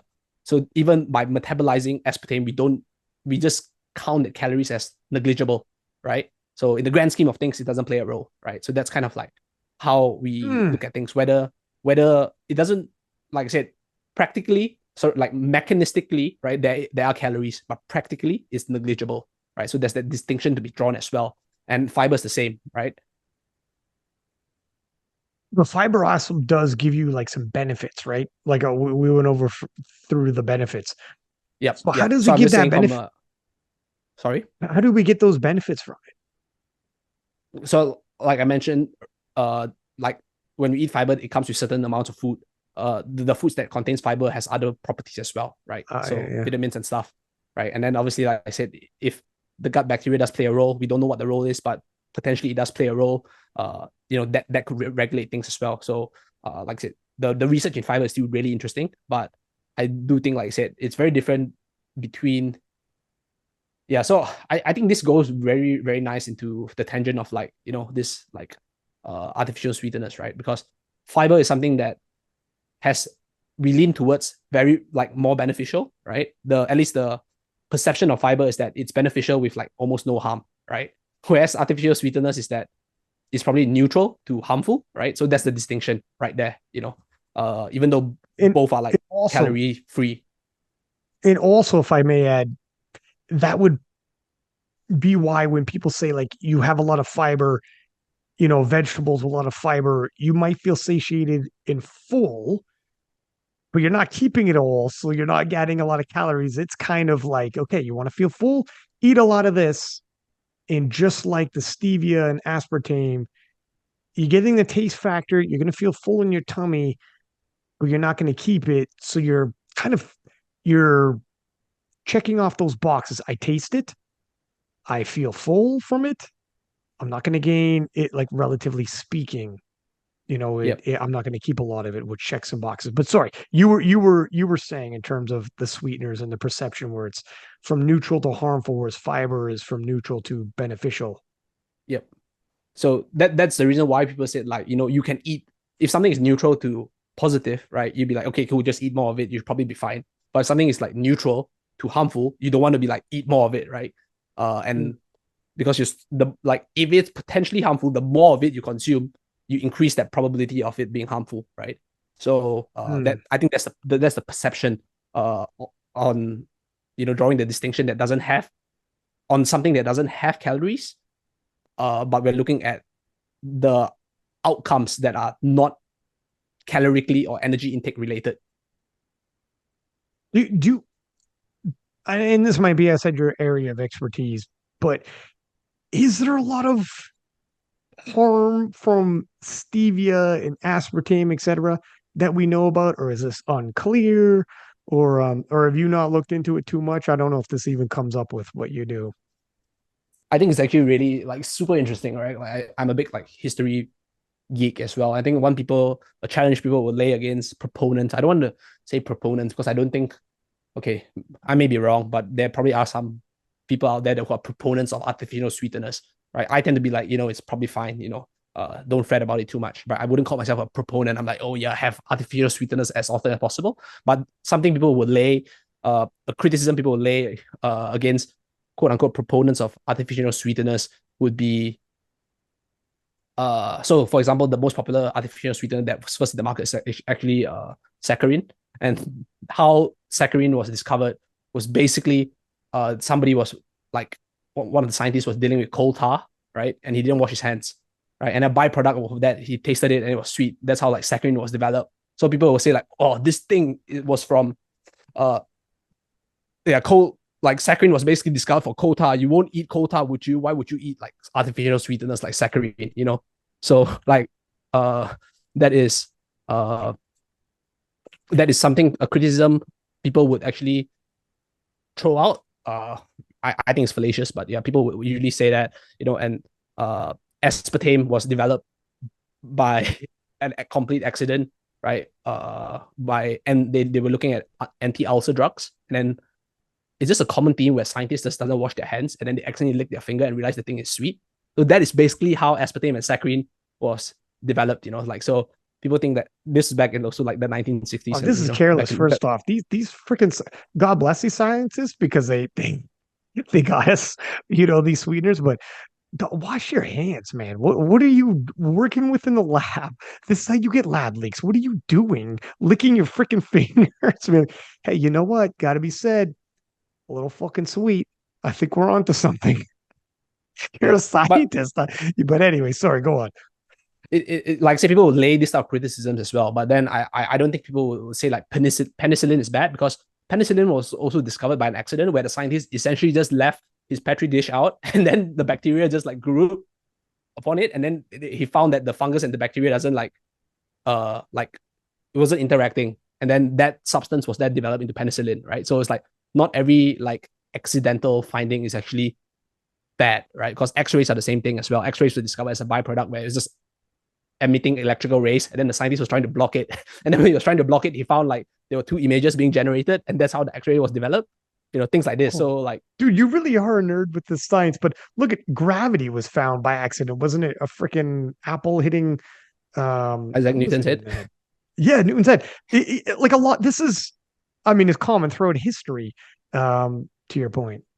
Yeah. So I think it's just fascinating, right? I think it's like important to kind of understand where all of this comes from, because there are certain things that historically people would lay criticisms that, oh, because it's discovered this way, it must be bad. So I'm just trying to say that, this is not the case, because there are also so many things that are really beneficial that has been discovered by quote unquote accident, and certain means that are quote unquote non-ethical as well. At least by modern standards. So when we look at all of this, I think that looking at things, there are three things we have to kind of like answer, right? So a common criticism or a common thing that people would first say is that, oh, all these artificial sweeteners causes cancer, right? And you go back to the concept I have shared previously. You ask, right, what is the mechanisms that will lead to cancer, right? And until today, right, people will postulate all a bunch of stuff. We know how cancer cells are kind of like formed, right? Or how cancer cells grow, right? And then you have to say, okay, cool, how does this artificial sweeteners actually link to that, right? And a lot of times when we look at a lot of the cancer research, it happens throughout a long period of time, right? It's not like, okay, cool, like if I eat artificial one day, the next week I'm going to get cancer, right? So the question here is that, what is the long-term effect? And then what is the short-term effect? And usually short-term effects of artificial sweeteners, right? It's probably due to the fact that it's like toxicity, right? You consume too much of a certain substance, there's toxicity in the body or adverse reaction. So for example, I'm not saying that consuming too much fiber creates toxicity, but acute adverse reaction of fiber is running to the bathroom and repainting your toilet, right? So that is the acute side effect of fiber, right? And to achieve the acute side effect from aspartame, right? For example, you probably have to consume like 21 cans of like diet soda, right? So that is where the toxicity level is reached for aspartame. So in terms of looking at cancer, a lot of the research doesn't show like things like aspartame actually has any links to cancer, right? At least based on when it was discovered until now, right? Or at least when it's studied until now. And aspartame is actually one of the most like studied substance, one of the most studied substance in the world. So that is Oh, wow. kind of like safe, right? So that's the first question, because people when we look at impacts, people obviously are more concerned with the serious impacts first, which is, will I die from cancer if I consume aspartame? Because your life is probably more important than anything else. Then the second question we ask ourselves is, will I actually gain weight, right? If I consume aspartame, because aspartame is sold as something that actually artificial sweeteners, you don't get calories, but would the side effects actually look at would the side effect will cause me to gain weight or not? Because like I said, gaining weight is linked to obesity, and obesity can lead to poorer health outcomes, right? So now we get rid of the death portion, right? The cancer death is out. We look at weight gain and obesity. What is the link, right? From aspartame and those, and what they did, and people who did research out there, they actually look at. It's actually quite interesting research where they fed, where they fed like it's an animal study where they fed them aspartame, right? And they fed a group with like only like sugar or maltodextrin, and a group they fed a group with maltodextrin and aspartame, right? So maltodextrin is just like like basically just pure like glucose, and the group that consumed aspartame and glucose, they actually consume more calories after, right? So this was in like I think it's in mice, right? So but what they theorize is that the aspartame signals to our body, because our body does perceive sweetness, right, as something that has calories, right? But aspartame gives no calories, so it creates a signal for our body to want to have more calories after, right? And that's the theory that has been postulated on why that happens, so that it may cause people to eat more after you consume aspartame, right? And but the study, unfortunately, or fortunately, depending which side you are, was not replicable. So another research group did the exact same thing, right? And they couldn't replicate it in the same group of mice with the other researcher. So I would say that is probably, first of all, in terms of mice itself, it's not conclusive, right? And then we were trying to take that mice study to humans, and then despite mice being very similar to students and students take their mice study and apply it to humans, despite mice being or at least rodent studies, actually not, sorry, mice studies, because if it counts hamster as rodents, hamster and mice are very. Is hamster a rodent? I don't know. Dog, I would say so. I'm probably offending people who own hamsters.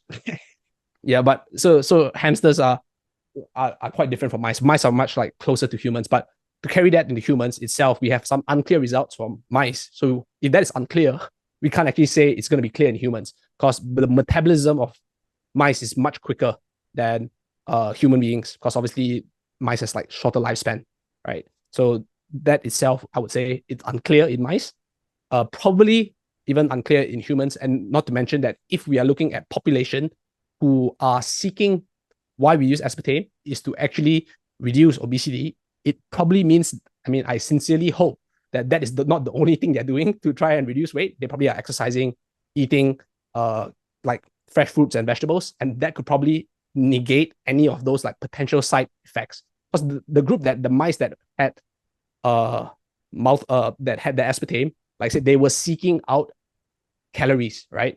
But usually people, I have a diet soda with my meal, for example, right? Perhaps you're already getting calories, so your body doesn't really seek out the calories. So that could be some kind of like, it may negate that calorie seeking behavior in human beings, right? And obviously, if you exercise, it helps with appetite regulation and all that kind of fun stuff. So that's the second question we ask ourselves, right? How does it impact weight gain? Because like I said, first you have the cancer, then you have the weight gain, because weight gain is important because it impacts obesity, and obesity impacts health outcomes. And the last one is actually very new line of research, which is actually interesting, is how does artificial sweeteners, right, impact gut microbiome. Once again, going back to gut microbiome. And like I said, you go down in the hierarchy of stuff. You get rid of cancer, which is probably the most serious because you're probably going to die, right? Especially back in the day where chemotherapy is not as advanced back in the 1960s and 1970s. Then you have that obesity thing, which is probably the next in line, even though some people may actually say that obesity is worse than cancer, right? They can argue about that. But then you have like the gut microbiome, which it actually plays a role, but we still, because we don't know the impacts, it's probably like less on low on the hierarchy of like ill effects. And in terms of that, it does show that gut microbiome is actually impacted by artificial sweeteners, right? Aspartame does impact it, but the thing is that because the gut microbiome research is so new, and anything impacts your gut microbiome, right? If you train, right, and you measure your gut microbiome, it'll be different from when you didn't train, right? And the research for gut microbiome is so inconclusive because they actually showed that some people having the same artificial sweetener actually had increase in good gut microbiome, and some actually didn't. So because it's just so individualized, we cannot draw any conclusive evidence from that because the research is actually just so new. And this, to paint a picture, right? Like I said, aspartame was kind of like discovered in like the 1960s, 1970s. The gut microbiome research for aspartame or any form of artificial sweeteners was only like, it took the world by storm only in 2014. So it's less than a decade old, right? So we can't really know much about it yet.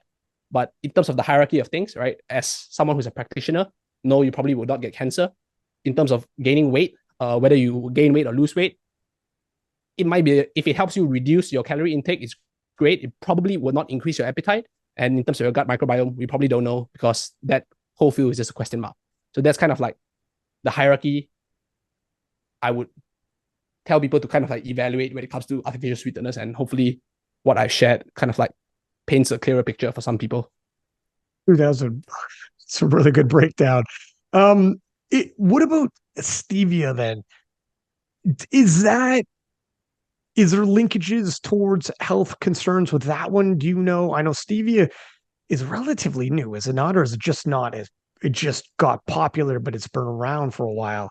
Because it would I mean, I love it. All right. But I'm not sure because it is different.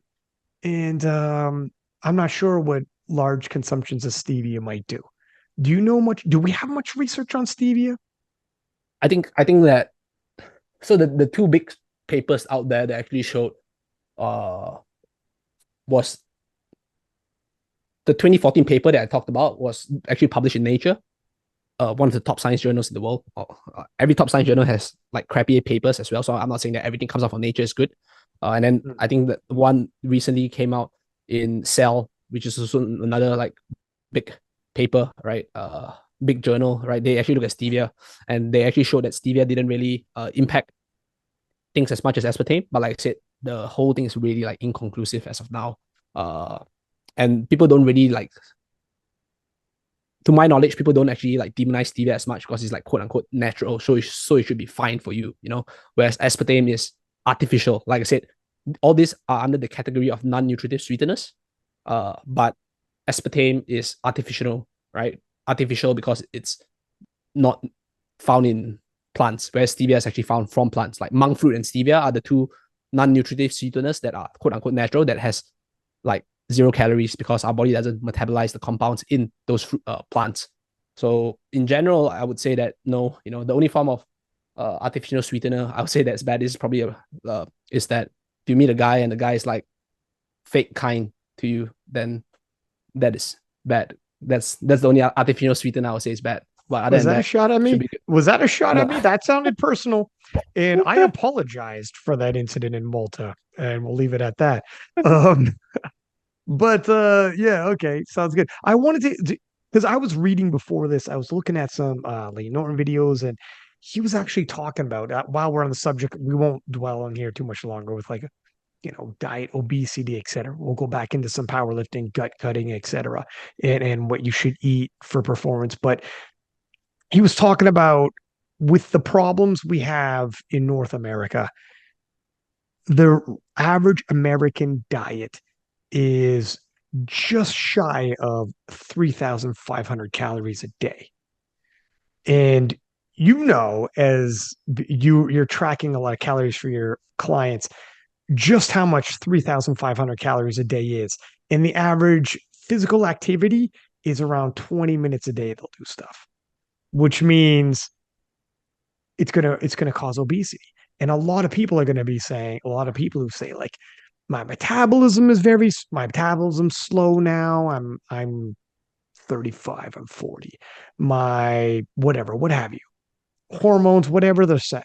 But the most commonality we see is a surplus of calories and not enough activity. And it comes down to an easy calories in, calories out, which is entirely up to people's control. And often you hear things of this isn't in your control, don't worry. You know what it is? It's this, it's that. There's nothing you could do about it. So continue on. But so I thought that was interesting. What are your thoughts on that? Yeah, I think it's like I don't know, like I haven't seen the post by Lane, but I don't know how they classify physical activity, right? Whether it's just anything that's active, right? So even if you take a walk, right, would it be considered as physical activity, or do we look at physical activity excluding like general walking? Because if we look at people who are like office jobs, obviously like 20 minutes of physical activity basically means 2000 steps a day, right? That's actually like really low. Like that's like really low, right? So for people out there who don't have a step counter and you want to get steps, roughly 10 minutes usually equates to 1000 steps, right? Just a general moderate walking pace. But so 2000 steps a day is actually really low for someone who consumes approximately 3,500 calories, right? Obviously, depending on different height, weight, sizes, right? Everybody's metabolism would be very different. And I think if people go back to the previous podcast episode that we talked about, where we actually like, I wouldn't say it's a deep dive, but I think I shared a lot about like how like I don't want to say a myth, but you know, like what people think about metabolism slowing down is actually as widespread as people would think, right? So people can just easily go back to that episode and listen to it, right? Sit through the whole 3 hour, 15 minutes, because you know that's how we roll. And I do think that it's interesting because it's a simple calorie in, calorie out equation, but there are also like really like other underlying factors as well. So it's definitely a combination of the thing that the personal responsibility that people can take, and also the food environment. I also posted another thread another day because I've been thinking a lot about this, right? I grew up like in a like very traditional Asian family where everything's like you personal responsibility plays a huge role. You know, you work hard, you can achieve things. So I tend to lean towards that direction, but I just give it a lot of thought because being in practice, you know, I see a lot of different I deal with a lot of different people in different situations. And I essentially said that to tell someone that all like the problem of you gaining weight or whatever nutritional problems you have, right, is all it's only autonomy and personal responsibility is taking away empathy from them, right? But to tell someone that is everything is because of your environment is taking away personal responsibility, right? So you need a mix of like empathy and personal responsibility for someone to actually overcome whatever is in front of them. Because like I said, there are a lot of studies out there looking at like food environment, right, economic status, which I'm no expert in, but I know that they do exist. And a lot of the research out there does lean towards like food environment plays a huge role. And I don't doubt that because like I said, fried chicken, if it's easily accessible, right, and it's tasty, people will tend to consume more of that. And I don't know whether all these factors, all these studies actually controls for like education, right? Because some people will say, oh, people don't know this, that's why they eat stuff like that. So I actually have no idea. You know, I'm pretty sure if I had the time, I would be able to look into it. But I do think that understanding why people, my role as a nutrition coach, right? I always go in with I don't go in with the preconceived notion that whatever I say, people will listen to me. I go in with like my job is to persuade you why you should listen to me. So I empathize with you, I empathize with the troubles that you're facing, and then I try to provide a solution. And hopefully, the combination of empathy plus the solution would be able to create that persuasion for you to have responsibility and then generate a positive outcome. So that's just generally how I approach things. So I don't necessarily think because Kedrick is this person, he coached this person's going to listen to me. But if I don't have to work as hard, right, and someone would just like listen to me like they're a robot, right? Great, you know, it reduces the amount of time I would have to spend in this specific phase because naturally people go through different phases of life or different goals. All those like adherence would change. So it's great, but like I don't go in with the preconceived notion that's going to be everybody just have to listen to me because I'm this person, you know. So I think that when it comes to the food environment, it's the same as well. I just don't think if you tell people calories in, calories out, right, they're gonna figure it out and say like, oh, you just have to be responsible. then they will be able to figure it out on their own. Because I do think that personal responsibility is important, but most of the time, like people do know solutions that are in front of them. They know solutions exist, but sometimes they just, unfortunately, this is fortunately or unfortunately, but this is just how humans are. We want, whether it's people listening to them or people like journeying with them along the way, or accountability, right? Those are really like important for success, you know. And the reason why like things like Alcoholic Anonymous, you know, those things works well because there are a whole bunch of people having the same problem, and they all empathize with one another, and they all have personal responsibility, and they all keep each other accountable, right? I'm not trying to equate people being slightly obese or people having overweight to being addicted to alcohol, right? But I'm just saying that there are elements that create behavioral changes that are in certain populations that potentially we can use and see how it's useful. Like how you said, like certain fields that are very, very closely related, like combat sports and powerlifting in terms of weight cutting, right? We may find solutions from other disciplines and try to carry them over. So in general, those are like my thoughts. Yeah. You raised a couple good points there. Well, like first off, your last one for sure. If you're dealing with something, whatever it is, use the point of Alcoholics Anonymous, but whatever it is, you know, finding other people dealing with the same similar situations and talking about it and finding out the solutions they did for sure. It's always a good idea. In terms of economics, yeah, I don't know as well.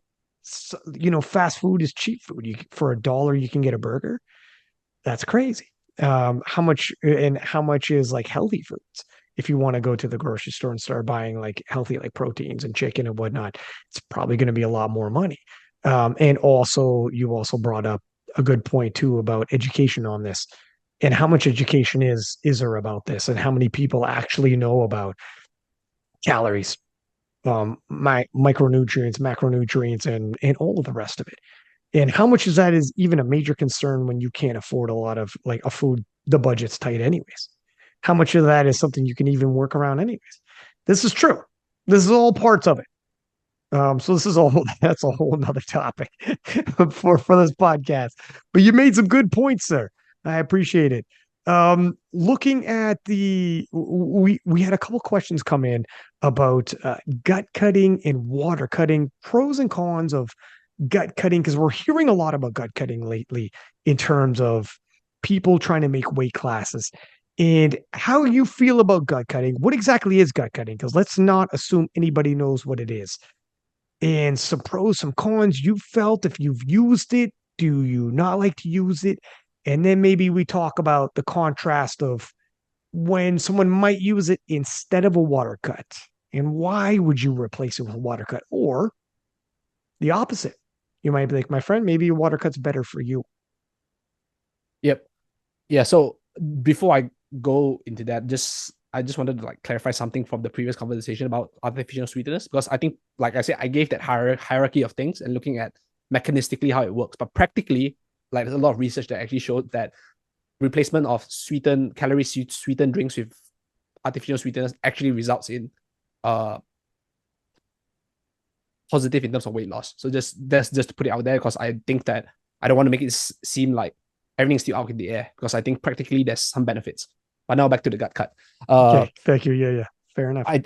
I think so the gut cut is interesting. I don't want to assume that people know what it is, but essentially when it goes back to the whole conversation just now about fiber, right? So when we look at fiber, we have certain things that would actually fiber basically doesn't really get digested, so it holds like food weight in our stomach, right? So that's the first component. The second component is that food in general has weight. It goes back to our previous conversation about protein, right? So I don't know whether you see what I'm doing. I'm trying to tie up the previous lessons from before, so Nicely refresher for done. people, you know. Yeah. So when I talk about protein, right, 100 grams of chicken gives you 30 grams of protein, but like 35 grams of a scoop of a protein shake gives you 25 grams of protein. So in terms of food weight, right, for the same amount of protein, the protein shake will give you lesser food weight. So these two factors actually ties in to the gut cut, right? You have the fiber, which has weight in your body because it doesn't really get digested, and you have food weight from food itself. So a gut cut is essentially just a very colloquial term to just say we're manipulating these two aspects to reduce the amount of weight in our gut or in our stomachs, right? So this is often done through reduction in fiber across a span of a couple of days, and also swapping out foods that are larger in volume, right, for foods that are more dense in calories but smaller in volume. So in terms of in terms of fiber, we are just thinking of a reduction in fiber, removing all like complex carbohydrates, right? Reducing fiber. In terms of food, is that whatever you eat on a diet, you want to do the opposite. That's how I usually tell people you want to eat like things that are higher in fat, right? So you want to get the most amount of calories for the least amount of weight you can get. Okay. So that's essentially how a gut cut kind of like works. And if we look at the research so far out there, there's a paper out there by Real and colleagues, right? People can search it up. They use the gut cut in the combination with a gut cut in combination with water loading, right? And then there's another paper out there that looked at only a gut cut, right? It's by Fu and colleagues. I think it was published last year.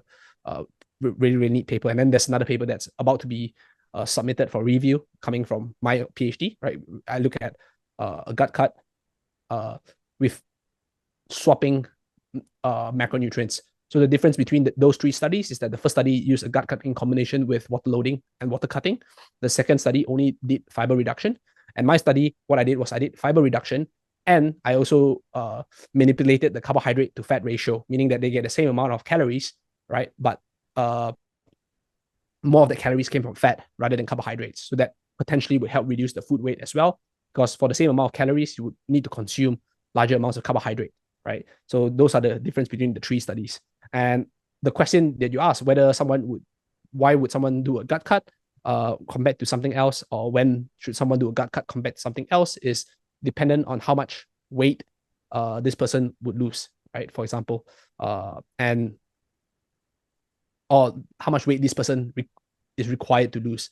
So the first study, right, because it's a combination of water loading and water cutting, we don't really know what the amount of, we cannot isolate how much weight it was lost itself. But then the second one, they did just a fiber reduction. So the fiber reduction weight, they actually lost around 0.7% of body weight across 4 days of fiber reduction. And my study, the range, I think, is like 1.3% to 1.6% of body weight. If you use a combination of fiber reduction for 3 days plus manipulating the carbohydrate to fat ratio, right? So the range anywhere from the low end is 0.7 all the way to 1.6. So that's a pretty wide range, right? And the answer to know is that how much you lose is to experiment and see. If you're going for world championships, don't let your first gut cut be the 3 days before your world championships. Test it out, right? And then see how much weight you can lose. And why would you prefer that compared to some other methods is because reducing a gut cut doesn't put you in a state of dehydration, because essentially remember that a water load and a water cut is actually dehydrating you through expelling water, right? The only difference is very similar to the idea is very similar with getting into the sauna. The only difference between a sauna is that you are dehydrating yourself by imposing heat stress, so you're sweating, right? So both the sauna and the water loading and water cutting still creates dehydration, and certain rates of dehydration, right, can actually have ill impacts on performance and even like physiological process. Whereas a gut cut manipulates just the food volume, so the side effects would probably be less, right? So that's kind of like the thought process behind it.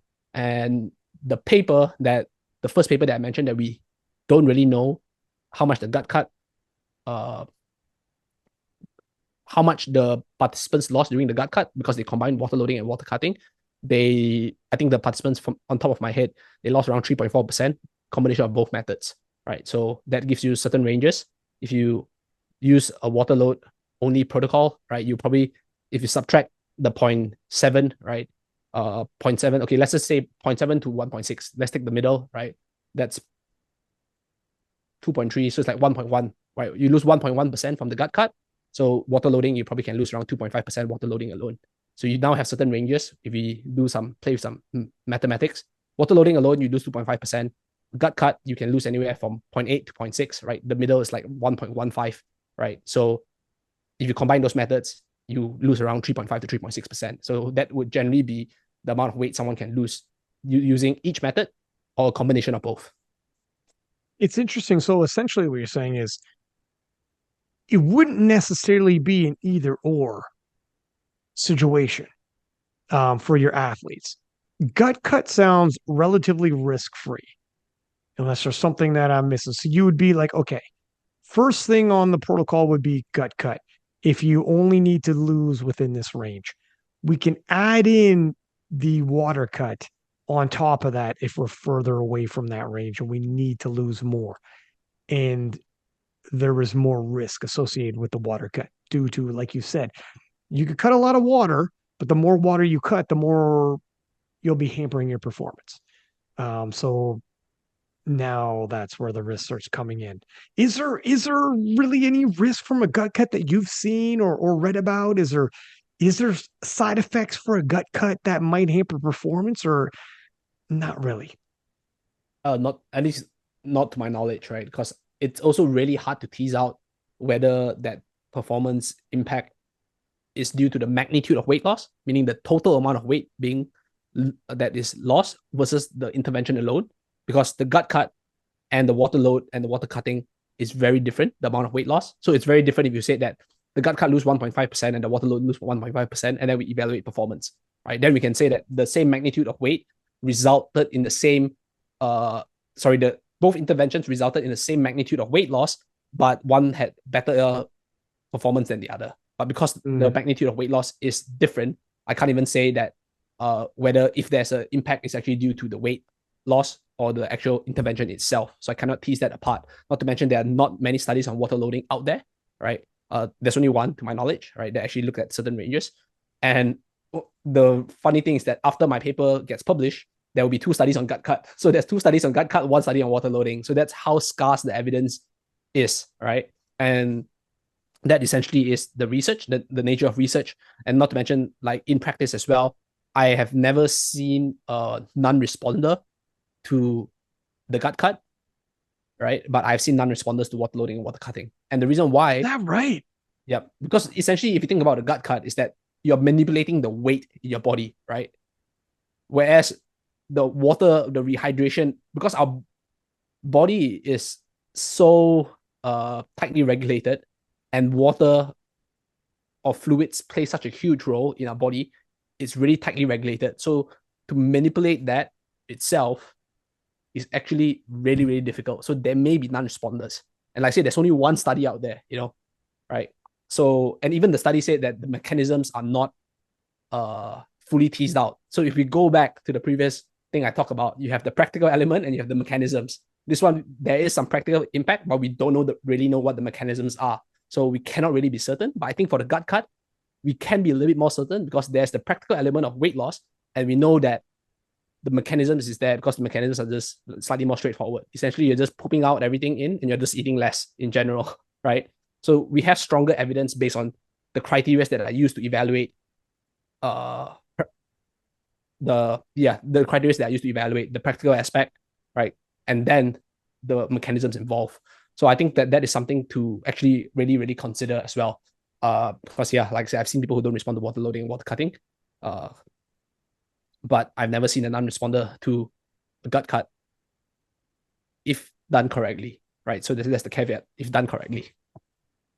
And I mean, not even to even touch up on if it's a woman doing the water cut, the menstrual cycle can also impact if she's retaining water or not, and then that could be a whole nother thing when it comes to manipulating the water as well.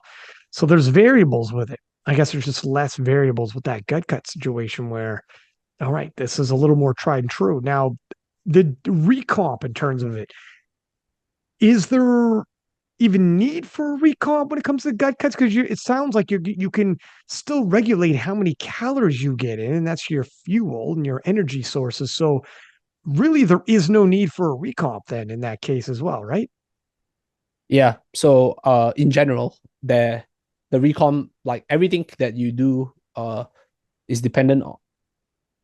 I mean, if people listen to the previous podcast, which they should, because we go in a little bit more in depth into all these cutting strategies, is that I think that eating is severely overrated, right? For 2 hour weigh-ins, right? I've mentioned that. I think hydration is the big thing if you are performing some form of cutting process.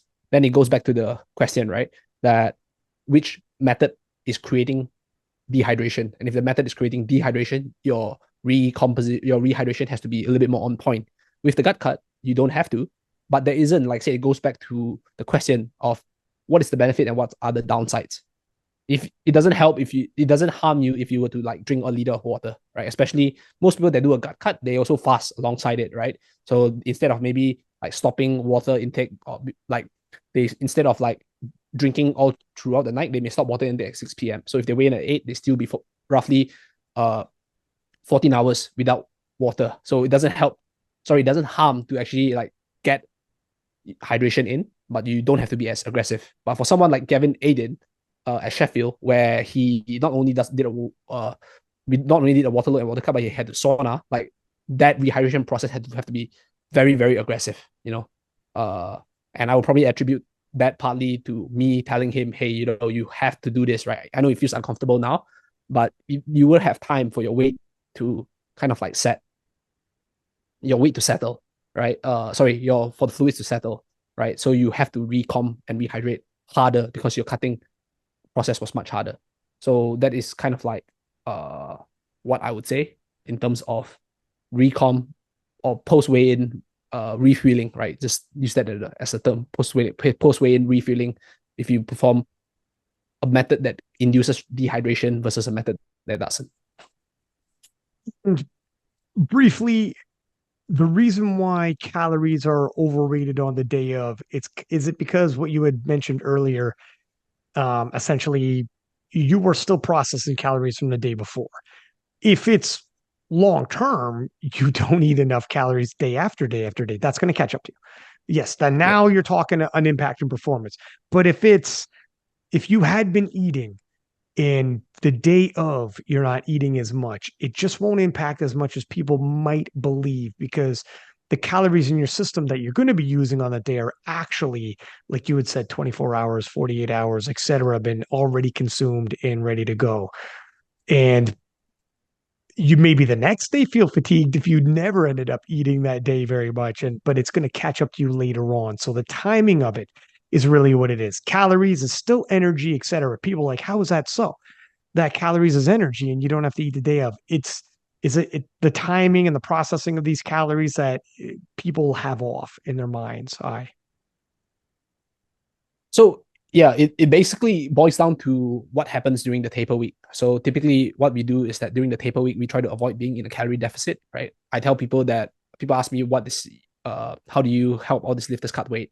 And I just said that 95% of the work was done 16 weeks ago. If I did my work right and plan it well and the lifter executes it well with my guidance, the weight making process should be simple, you know. So 95% of it is done. So we don't go into a calorie deficit during the taper week, which means that your body would not be tapping into your internal fuel sources, right? Which is most probably muscle glycogen or fat stores, right? So the things that even if it does tap into your fat stores at the start, right? Most of the people during the taper week, they tend to be in a very more like aerobic state. You're just walking around, right? So you most likely tap into your fat stores rather than your muscle glycogen. And even if you're in a calorie deficit during the taper week, you know, you are still eating carbohydrates, right? And it should be able to replenish your glycogen stores in your muscle because you're not actively exerting, performing any high intensity exertion exercises, right? So essentially, your internal fuel stores are topped up. So that's one, right? So you don't have to kind of worry about whether you have internal fuel stores or not during the taper week. And then the next part is that eating is overrated because in a 2 hour weigh in, because your body will not be able to absorb all the food that you consume anyway, right? There's a rate limiting amount of how many carbohydrates that your body can absorb per hour, right? And any more than that, it just sits in your stomach, and you know it may actually cause you some GI distress if you consume too many carbohydrates. So, like I said, it goes back to the question: does it provide a neutral to positive benefit, or does it provide a neutral to harmful benefit? So, in terms of eating a lot, I would say that all things considered, it probably provides a neutral to harmful benefit if you just smash a bunch of food in you, if you have already taken care of all the other elements I've mentioned before the weigh-ins. Yeah, it's interesting. I mean, the recomp is something that I think people probably get wrong often, and also the last couple days before. That's when you hear people being like, "I cut this, I cut that." Well, how much did you cut? How much calories do you have leading up to? And yeah, I mean, if you cut too much, then it'll catch up to you. And that's where there's so many variables. That's why, like, and you could have the most amazing prep and just be smashing PRs and can't wait. Show up, fumble the bag on this.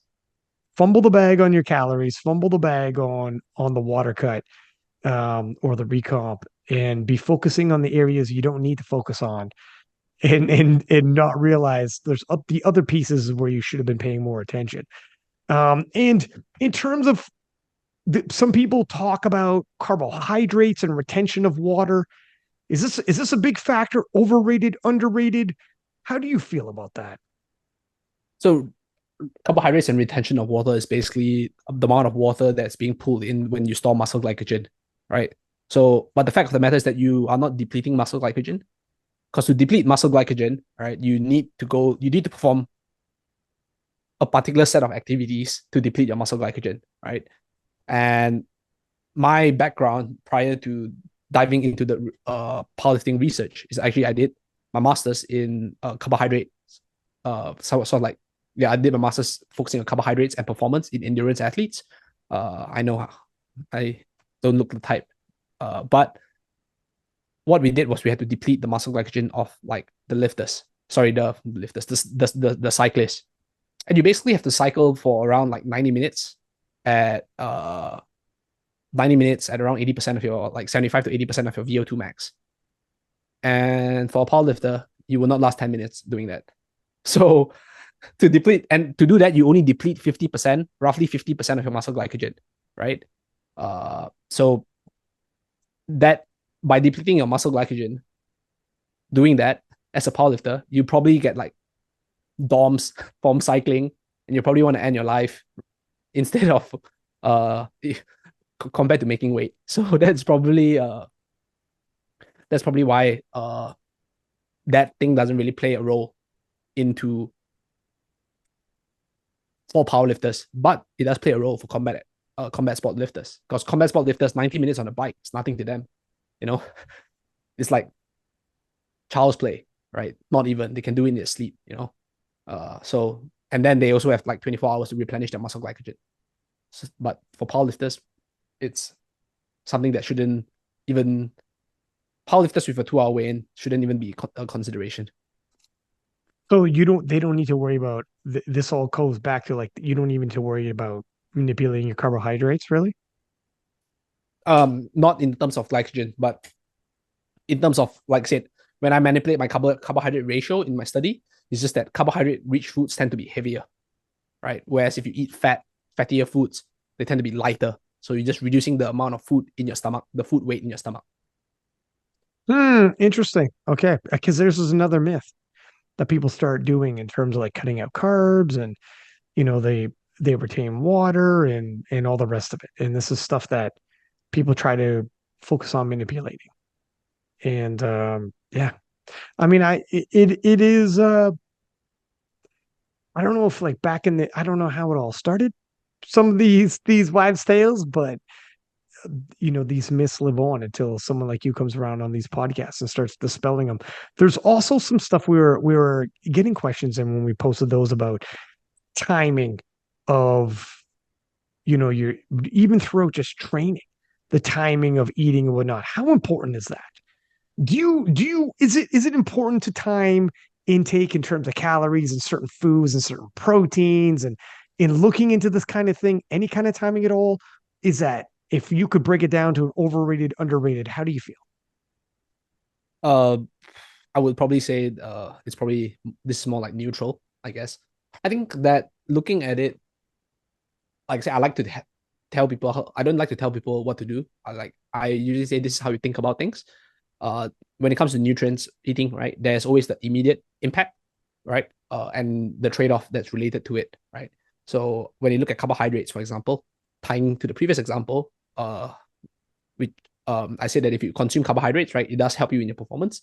to a certain extent, right? Especially if you are, in a state of deficit, right? If you're being in a calorie deficit, the carbohydrates tend to be slightly more beneficial, right? If you're training higher volume, carbohydrates tend to be slightly more beneficial. If you're training after like early in the morning, right? Uh, After a period of fasting, they tend to be more beneficial. But the question is, what's the trade-off, right? If you're just consuming so much carbohydrates, right, that your body cannot absorb it, you're just gonna probably just feel too stuffed. You're gonna feel bloated because it's gonna be your stomach's gonna be like so full, and you're gonna put on your belt and you're gonna squat high volume stuff and you're gonna throw up, right? So that is like I would say timing matters in that sense. You look at what's the immediate impact. What is the immediate impact you're seeking, and how are you going to avoid uh the negative outcome by consuming way too much, right? So obviously before, like we probably know as well, as I mentioned, if you consume way too much fiber, you probably go to the bathroom. So if you want to consume your fiber, you probably shouldn't consume so much fiber right before your training, right? Just as insurance policy, right? That's another thing. uh Other factors as well, like protein intake, right? If you are the kind of lifter that don't like to be really full during a training, like you don't want to be hungry but you don't want to be stuffed, then if you know protein makes you full, don't consume so much protein right before your training, right? It really just goes back down to how are you going to time all this based on your personal preference. And fat, I know some people that, like myself, I cannot have high amounts of fat because I would go to the bathroom, right? I just don't process fat that well. So I probably don't want to have like a high fat meal like pizza and fried chicken before my training. So that is probably what I would say matters the most in terms of immediate training performance, right? Looking at that. And then after you've done your training, right, then you can just distribute the other macronutrients pretty evenly. Probably doesn't really matter as long as you're hitting the targets. So just to say, the question is this, right? Is that I have to hit, I think to frame it simply is I have to hit specific macronutrient targets, right? When is the best time to hit these targets? And how much am I going to allocate towards this specific time? And the time that matters the most usually is right before training, right? So really pre-training nutrition doesn't have to be so complicated. You eat enough carbohydrates that to help you during a training session, right? Everybody will be different. And you don't eat things that make you feel like you're going to throw up, poop your pants, or make your belt increase by 1 hole, because all of this would probably not be beneficial for your training. So I have that's quest kind of bars. like, I do 5 yes, quest five bars quest bar. before I go squat, and Yep. that's my advice for everybody listening. Um, okay, my friend. Here's something a little lighter. So I had sent this to you. It's all over the memes now. California is going to ban Skittles. All right. Nobody's getting the sweet rainbows anymore. Have you looked in this? What is going on with these bans? I actually Googled and looked into banned substances, banned, foods around the world, and it's kind of shocking. I can hold this article up right now, actually. Let me take a look here. So here is some of the banned foods. And then we could talk to Skittles, but I freaking hate Skittles and think it's disgusting, anyways. But it's going to rattle you. Here's some foods, many US foods banned in other countries. Might surprise you that Gatorade was banned at one point in several countries. Um, so let's take a little dive in here. And the Gatorade, the reason why it was banned is the brominated vegetable oils, BVO, which is popular in many US products, and also the food dye coloring of yellow 5 and yellow 6 that is prominent in some of these Gatorades. I don't know if you're familiar with BVO, but as I scroll down the list of some of these banned substances around the world, but not in terms of the US. And if you're wondering, Skittles is also banned due to dyes, yellow 5 and yellow 6. This will also include Tostitos, the fake cheese that you dip your nachos in, and that's also because of the food coloring. Kraft mac and cheese, more of the same. Mountain Dew drinks, it's about the dye as well as and some of the BVO attached to it. This will also include some of your Pop Tarts are banned in other countries. And when we're talking other countries, it's a lot of them. Um, it's kind of surprising. What are your thoughts here? How is it that we have some countries that'll ban and we're talking like from Japan to China to spots of Europe, but then over in the US, no, we're okay. We're going to keep going. Who's right? Who's wrong? I don't know if this is outside the expertise with BHT, BVO, et cetera, and some of these food coloring dyes, but how do we have this discrepancy? Yeah, I think you probably don't want me to rant about how the great state of California has fallen into the pits, because they'll probably make the American listeners a bit more upset than telling what the impacts of this Or it'll dyes. reinforce some of the American listeners. I'm telling you right Yeah, now. yeah. So yeah, but I think just uh just a clarification out there. When I read the article, I don't think they necessarily say they'll ban Skittles, but they say if they don't change it, then they'll get fined and they can't sell it, right? So they are essentially trying to ban the current iteration of Skittles with this particular food dye. And I think that I don't know, in Canada, do you have Twix, the Oh hell cereal? yeah. Yeah. Oh So yeah. like at one point, Twix used like natural dye and they look so bad, right? Because like the color looks so bad, right? So I don't know what Skittles is going to do, because I think the appeal for Skittles is the color, right? And uh, Taylor actually loves Skittles, right? He includes Skittles as like his post weigh-in rehydration. So sorry for Taylor. He might not get his colorful rainbows anymore post weigh-in, but uh, yeah, I think it's interesting, right? All this kind of stuff. When you talk about like that BVO, right, which is the vegetable oil with like bromine, right, and a lot of this kind of stuff, it really does boil down towards the same principle that you use when we look at evaluating aspartame. So you look at it from the perspective as what is the acute impact, right, of it that causes like toxicity, immediate toxicity, and then you look at the long term impact of it. What is the long term effect, right? So these are usually the two things that can usually get people to get substances banned, right? So if we were to break it down, right, I think that all the food dyes, right, it started back in the day, right? There's this people started looking at food dyes, and they first postulated that food dyes actually make people's like testicles and penis smaller, right? But that That what was happened to me. this too much Twix. That's right. Yeah. Sorry, go on. So, uh, but that has not like stand up to scrutiny, right? Uh, and I think that at the end of the day, that was kind of like how it started. And then the second concern when it came to food dye was that how it was linked towards like ADHD, right? Back in the day, it was called back in the 1970s, it was called like hyperactivity, and it was like pioneered by this doctor, I think it's called like Benjamin Feingold, right? So he essentially looked at he studied like allergies, right?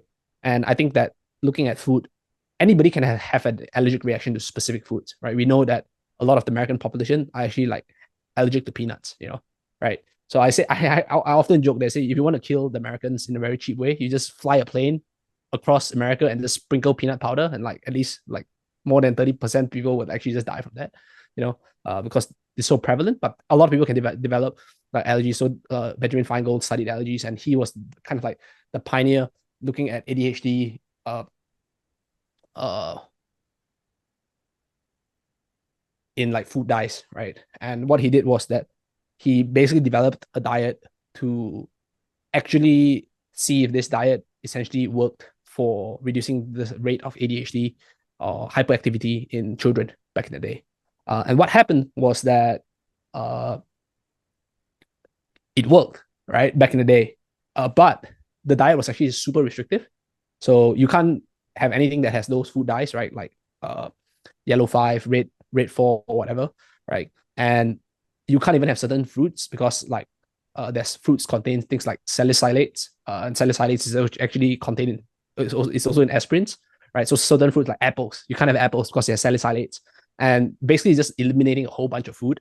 And here's the kicker, right? Is that the parents have to be on the diet as well, not just the children, you know. So the whole family they have to be on it because like, oh, we're trying to create this environment, right? So Right. naturally, what happened was that the parents reported that the children, like they were seeing some positive impact. Not sure whether like the parents were like just, oh yeah, shit, now I'm buying, so I just might as well just report this so I can continue eating my apples or whatever. I'm not saying that that's the case, but it's very behavioral, right? Eating food has a behavioral component towards it, and it's usually the parents that reports the symptoms of the children, not the children itself. Because like a child who Of has course, yeah. ADHD doesn't even know. And back in the day, 1970s, the screening itself for ADHD isn't even that strong, right? So, and back, I say back in the days, it's called hyperactivity, not even ADHD. So we don't really know how, uh, back in the days, whether those studies were actually like well done or not. But now I think that when we look at all these food dyes, in terms of ADHD symptoms, I don't think that there's a strong link towards it, in it, based on the current research and evidence, at least, right, based on what I know. But I like say I kind of like the historical element of how all of this like kind of like started, right? How did people started looking at this as a potential problem, right? And obviously, like a lot of these food dyes as well, they contain other stuff. They're not just like kids are not drinking food dye. They're eating Skittles. They're eating whatever Tostitos or back in the day, like yellow 6 or yellow 5 is tetrazine is like it was in Mountain Dew. Like Mountain Dew is like really like yellow. All of this style of stuff, like fiber, has other components in it that could cause other stuff. Maybe it's the sugar that makes the kids really hyperactive. Who knows, right? At that point, because I haven't looked into it specifically. I just know that whatever that happened back in the day, right, it's just certain correlations took place, probably under like not well done environment, and I think that just like carried on in terms of the whole food dye thing, right? It basically started from like Benjamin Feingold. So people just Google like Benjamin Feingold ADHD, they'll probably find a brief history on how all of this came to be. But I think the thing that's actually like interesting is looking at the other things like BVO. So basically like BVO is like vegetable oil with bromine. So what they actually use all this kind of stuff is, it's some form of preservative to actually like hold or bind the stuff better, that kind of stuff, right? So when it comes to like BVO or what the other four ingredients, there's another. What can you tell me what the other four is? Yeah, hold on a second. Here I go. I know there's there's like red 5 or red 6, then there's polyparaben, BVO, and there's one more thing, potassium bromelate. BVO, BHT, butylated hydroxytoluene. I'm probably butchering this, or I don't know if I'm helping you or hurting you by telling you that one. But yeah, and it's let's take a look here.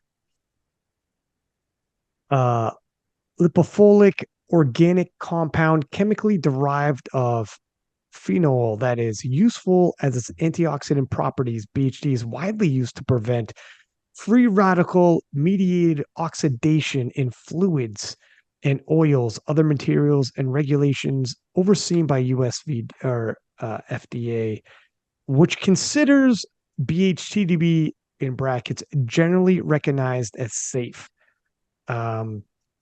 Allow small amounts to be added to food. Despite this earlier determination by the National Cancer Institute that BHT was non-carcinogenic in an animal model, societal concerns over its broad use have been expressed. BHT also has been postulated as an antiviral drug, but as of December 2022, use of BHT as a drug is not supported by scientific literature.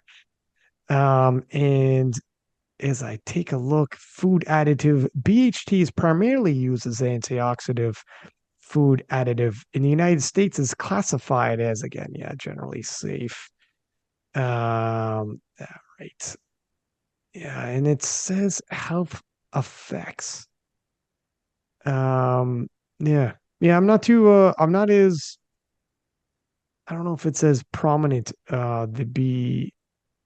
the BHT. Let me see a food here on the list that it is in. Okay, Frosted Flakes. They're great, but in Europe and Japan, they're banned containing BHT, a food preservative that is also used in cosmetics and rubber products. That doesn't necessarily make them unhealthy, but some researchers link BHTs to contain certain cancers, which is why the UK and Europe banned the use in food. General Mills recently made a switch to remove BHT from its cereals, but not every US manufacturer is on board. That's interesting. Yeah. So I think that, when we look at stuff like this, I think that it really is, I mean, at the end of the day, everything, right? The poison is in the dose. I think that if we look at like BVO, and I think the other thing was like potassium bromylate, there's something basically, it's something that the acute impact, right, is actually something called bromism, right? Because from the word bromine, right? It's not that you eat it and you become a gym bro and like give me my Skittles, you don't become a gym bro, right? Bromism is related to bromine. And how they actually discovered that was actually very interesting, because people actually use bromine to treat certain like issues, right? But the dose for therapy, the therapeutic dose is like 3 to 5 grams of bromide. So, but that actually, the toxicity is 0.5 to 1 gram, right? So the therapeutic dose is higher than the toxic dose, right? So that's how people realize that people that bromism was a thing, right? So 0.5 gram to 1 gram can cause like acute toxicity.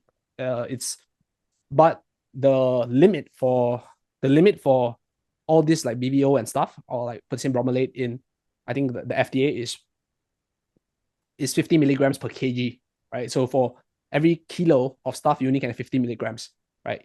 And usually those common things are found in like flour, right? Because it's a preservative, like bagels, to make like the flour a little bit more like bindy, right? Things like this. So if you just imagine like to hit zero point 0.5 grams, right, which is 500 milligrams, right? You probably need to eat like 10 kilos worth of that before you can hit that toxicity level, right? So I think that it's the same thing for aspartame, right? Where you have to drink like 21 cans of soda to hit the toxicity level of aspartame, right? So these are like the acute toxicity profile, right? In terms of the long-term profile, right? I don't really know. A lot of this is still unclear, right? And the current evidence, at least, is still murky, but I don't think it shows any uh like side effects that is like potentially damaging, right? At least based on the things, or at least based on the side effects that all these regulatory bodies has been postulating. Caveat here, right? This disclaimer is, this is not me telling people just go out, eat Twix and eat all this kind of stuff, right? And drink Mountain Dew all day. I think it helps to exert caution, right? But I don't think that if you have to, in general, I'm also not a big believer. Like, let's say when I have children, I'm not gonna give them like soda, right? That kind of stuff, right? I'm not gonna give them like any of this, right? So regardless of the coloring, right? So I do think it, and a lot of this stuff are banned primarily because of the impacts on children, but the impacts on children is not clearly laid out yet, and we cannot be certain. So I don't really think that it's a big issue, right? So don't really know the political angle that people are taking from banning this kind of stuff, because obviously like things like cigarettes probably cause way more harm than any of this would ever. Yeah. Right. So I don't really think it's like a health thing, uh so yeah, that's kind of like my thoughts on it. It really goes back down to the same idea around aspartame, right? What is the acute toxicity that you get from it, and what are the long-term impact? So acute toxicity, you need really, really high amounts of it, right? Like I said, salicylates as well, it's contained in apples. So if you eat a lot of that, you probably have some acute toxicity from that. But if you eat apples for a long period of time, like I don't think that you're gonna uh develop any form of like ADHD problems, right? Especially since they say an apple a day keeps the doctor away. So that must definitely be true. So all this nonsense about salicylates is 100% false. But yeah, I think that's just the way you just evaluate things. What is the long-term impact? Long-term impact, probably don't know. A lot of it is, as of now, is quite overblown. Acute toxicity, you need a high amounts of it. And a lot of things is like these days, a lot of this as well has half-life, meaning that how much time it takes for the dose that you consume to be like metabolized out of our body, right, by half. So the thing with all this like BVO or potassium bromylate is that the half-life is long. It's like 9 to 12 days, right?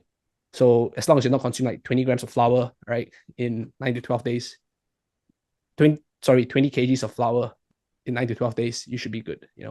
Uh, yeah. So it really does help account for the different varies, like it varying from nation to nation like that, where maybe they're just, it's not so much the acute immediate, but they're trying to look into the future and they don't have the numbers. So it's kind of guesswork.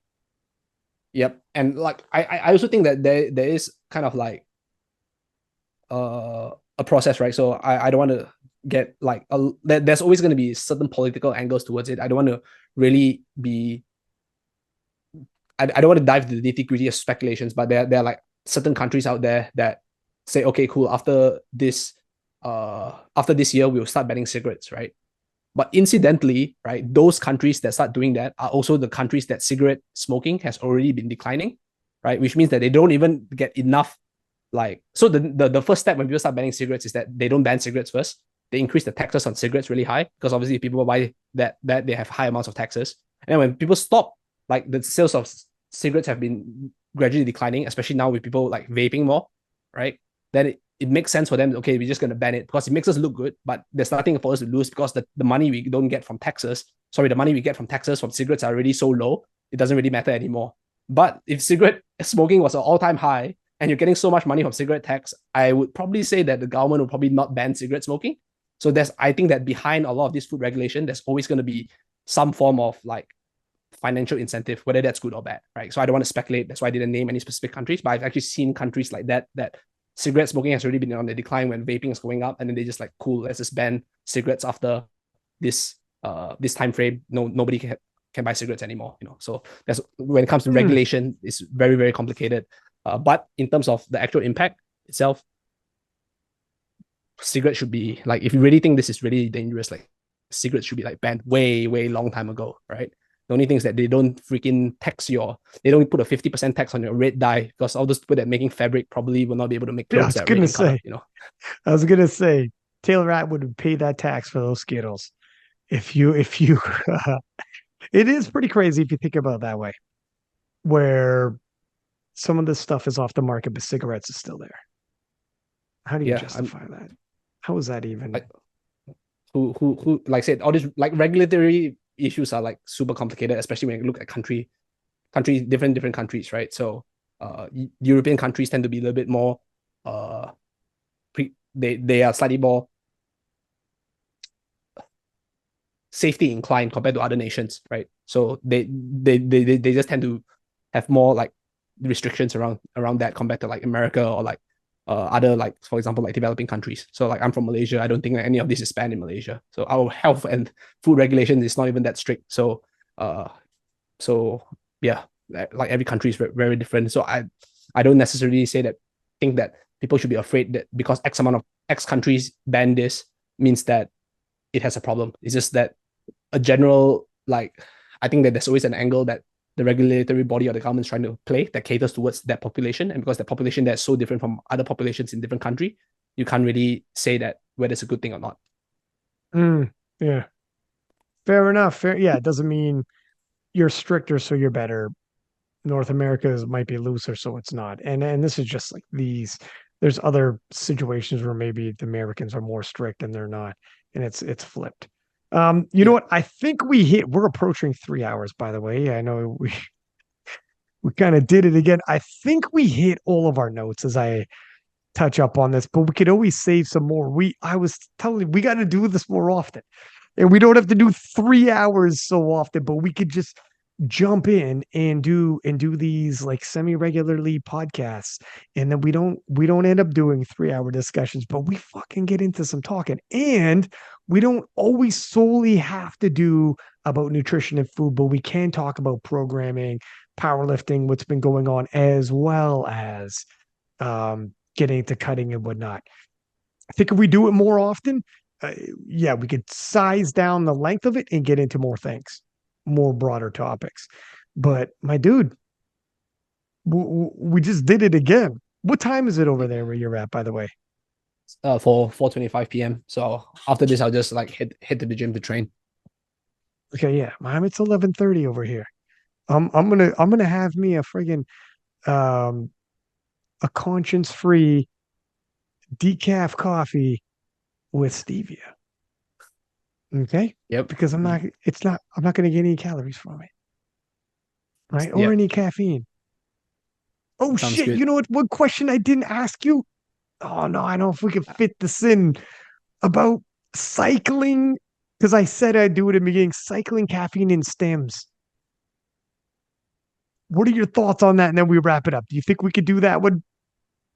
Yeah. So really quickly. So I think that if Okay. you look at caffeine, the reason why people get desensitized to caffeine after time is because its half life is quite high, binding on the receptors in the brain, the acetylcholine receptor in the brain.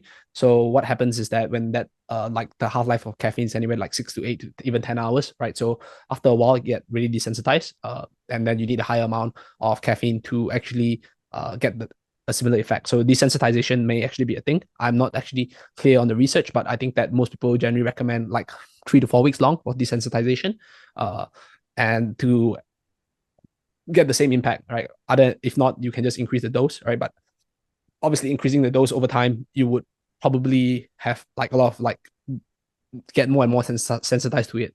One big caveat when it comes to caffeine consumption is that there actually have been research showing that even if you consume high amounts of caffeine in the day, right, it will impact your sleep at night, right? So you may be able to sleep, but your sleep may not be as deep, right? So you go into that big like vicious cycle, right? So limiting caffeine intake later in the day would actually be good. And just remember the half life of caffeine is actually quite high. Quite long, which means that if you consume 300 milligrams of caffeine early in the day, let's just say even if you train in the morning, let's just say someone trains in the morning at 8 a.m., right? Like 8 hours later, it's like 4 p.m. They still have 150 milligrams, right? And 150 milligrams is roughly, depending on the coffee, right, 3 to 4 shots of coffee. So, and then another 6 to 8 hours, which is 10 p.m., you still have 75 milligrams, right? So 150 milligrams is usually a can of Monster, right? So you have a can of Monster in your system worth of caffeine at 4 p.m. And at 10 p.m. you have half a can of Monster at a worth of caffeine in your system because of the half life of caffeine. So that actually shows you how much if you consume 300 milligrams of caffeine at 8 a.m. by 10 p.m. you still have half a can of Monster in your body. So that's something to consider as well, right? So it isn't really just about the desensitization effect. Like I said, always evaluate things from the acute impacts and the slightly longer term impacts, right? The acute impact is that sure you get a slight boost, but what is the acute impact if you keep doing it and if you're just really hampering your sleep, right? So what is that? And other ways to mitigate that, other things to be that could prevent that. So I can't really tell people what to do because everybody's caffeine consumption is very different. I personally like coffee, right? I just like the taste of coffee. I'm kind of a coffee snob, so I always drink coffee regardless of whether they have caffeine or not. But unfortunately, decaf coffee doesn't taste as good because they have to wash the caffeine out from the coffee beans, and that just ruins the flavor of the coffee. So I would always have a coffee every day just because I like it. So yeah, that's a caffeine in a nutshell, I guess. As a coffee snob, how bad did it hurt you to hear I'm going to drink decaf with stevia? You're probably so upset right now. I don't even know if we're going to be okay afterwards. I'm going to message you and you'll leave me on scene. What's going on? Did I I just, mean, if you already put any form of sweetener, whether that's stevia, aspartame, saccharin, sugar in your coffee, I'm really like a big no. So, is that uh, really? You're a super duper coffee snob. All the right, my yeah, man. I'll try to go yeah, straight up black, but it's still yeah, decaf. It's not the same. yeah. I agree with you. It's not the same, but sometimes your boy just craves coffee. But I don't blame you because the double double in Tim Hortons is pretty good. So I will let that pass sometimes. Double double is pretty all right. So I can understand why you want some sweetness in your coffee, especially if you kind of like you're living in a place where you can just have double double whenever you want. So kind of understand that's that. it. Yeah, That's it. All right, my friend. I appreciate you, man. Thank you for answering all the questions. We gotta do it sooner. This time we got cool. to do it sooner. We'll be in the DMs. And Yep. I was thinking actually, when I was listening to this, maybe I float you this video. We both listen to it, and maybe if you do the first half, I do the second half or something, we get some timelines. I don't know. Yep. Sounds good to me. It'd be interesting. Switch it up a That's bit. it. Yeah, Cool. okay, sounds good. All right, man. Because people want those timestamps. I meant to say timestamps on Yep. them. If we divvy up the work, maybe we could get it done for the listeners, and they'll appreciate. Yep. And if there is no timestamps, it's because Kedrick afterwards like, nah, fuck that. I just said yes on the video, but I ain't doing that, man. I'm too Yep. busy. All right. But Cool. there it is. When's the next time I'm going to see you, man? You going to be at Who kn- Sheffield again? Probably. I'll, I would like to go, but I said to the extent of my involvement would be up up up up in the air, right? I mean, the wild card for the mill hasn't really been announced. I know that EV would be there, so I at least have one lifter which I am working with for nutrition. But yeah, I would like to be at Sheffield. If I Yeah, but I think that I would try to go regardless of whether I get yeah, whether that's coaching, whether that's helping EV with just a nutrition, or whether that's being in the crowd. I would like to be at Sheffield. So that's my answer. Dog, I love hanging out with you. If Cool. you see, well, I'll see you when I see you. We'll talk in the DMs and Yep. stay in touch. Until next time, everybody listening, please do subscribe, give us high ratings. Six pack Lapadat, 6 up, and we are out.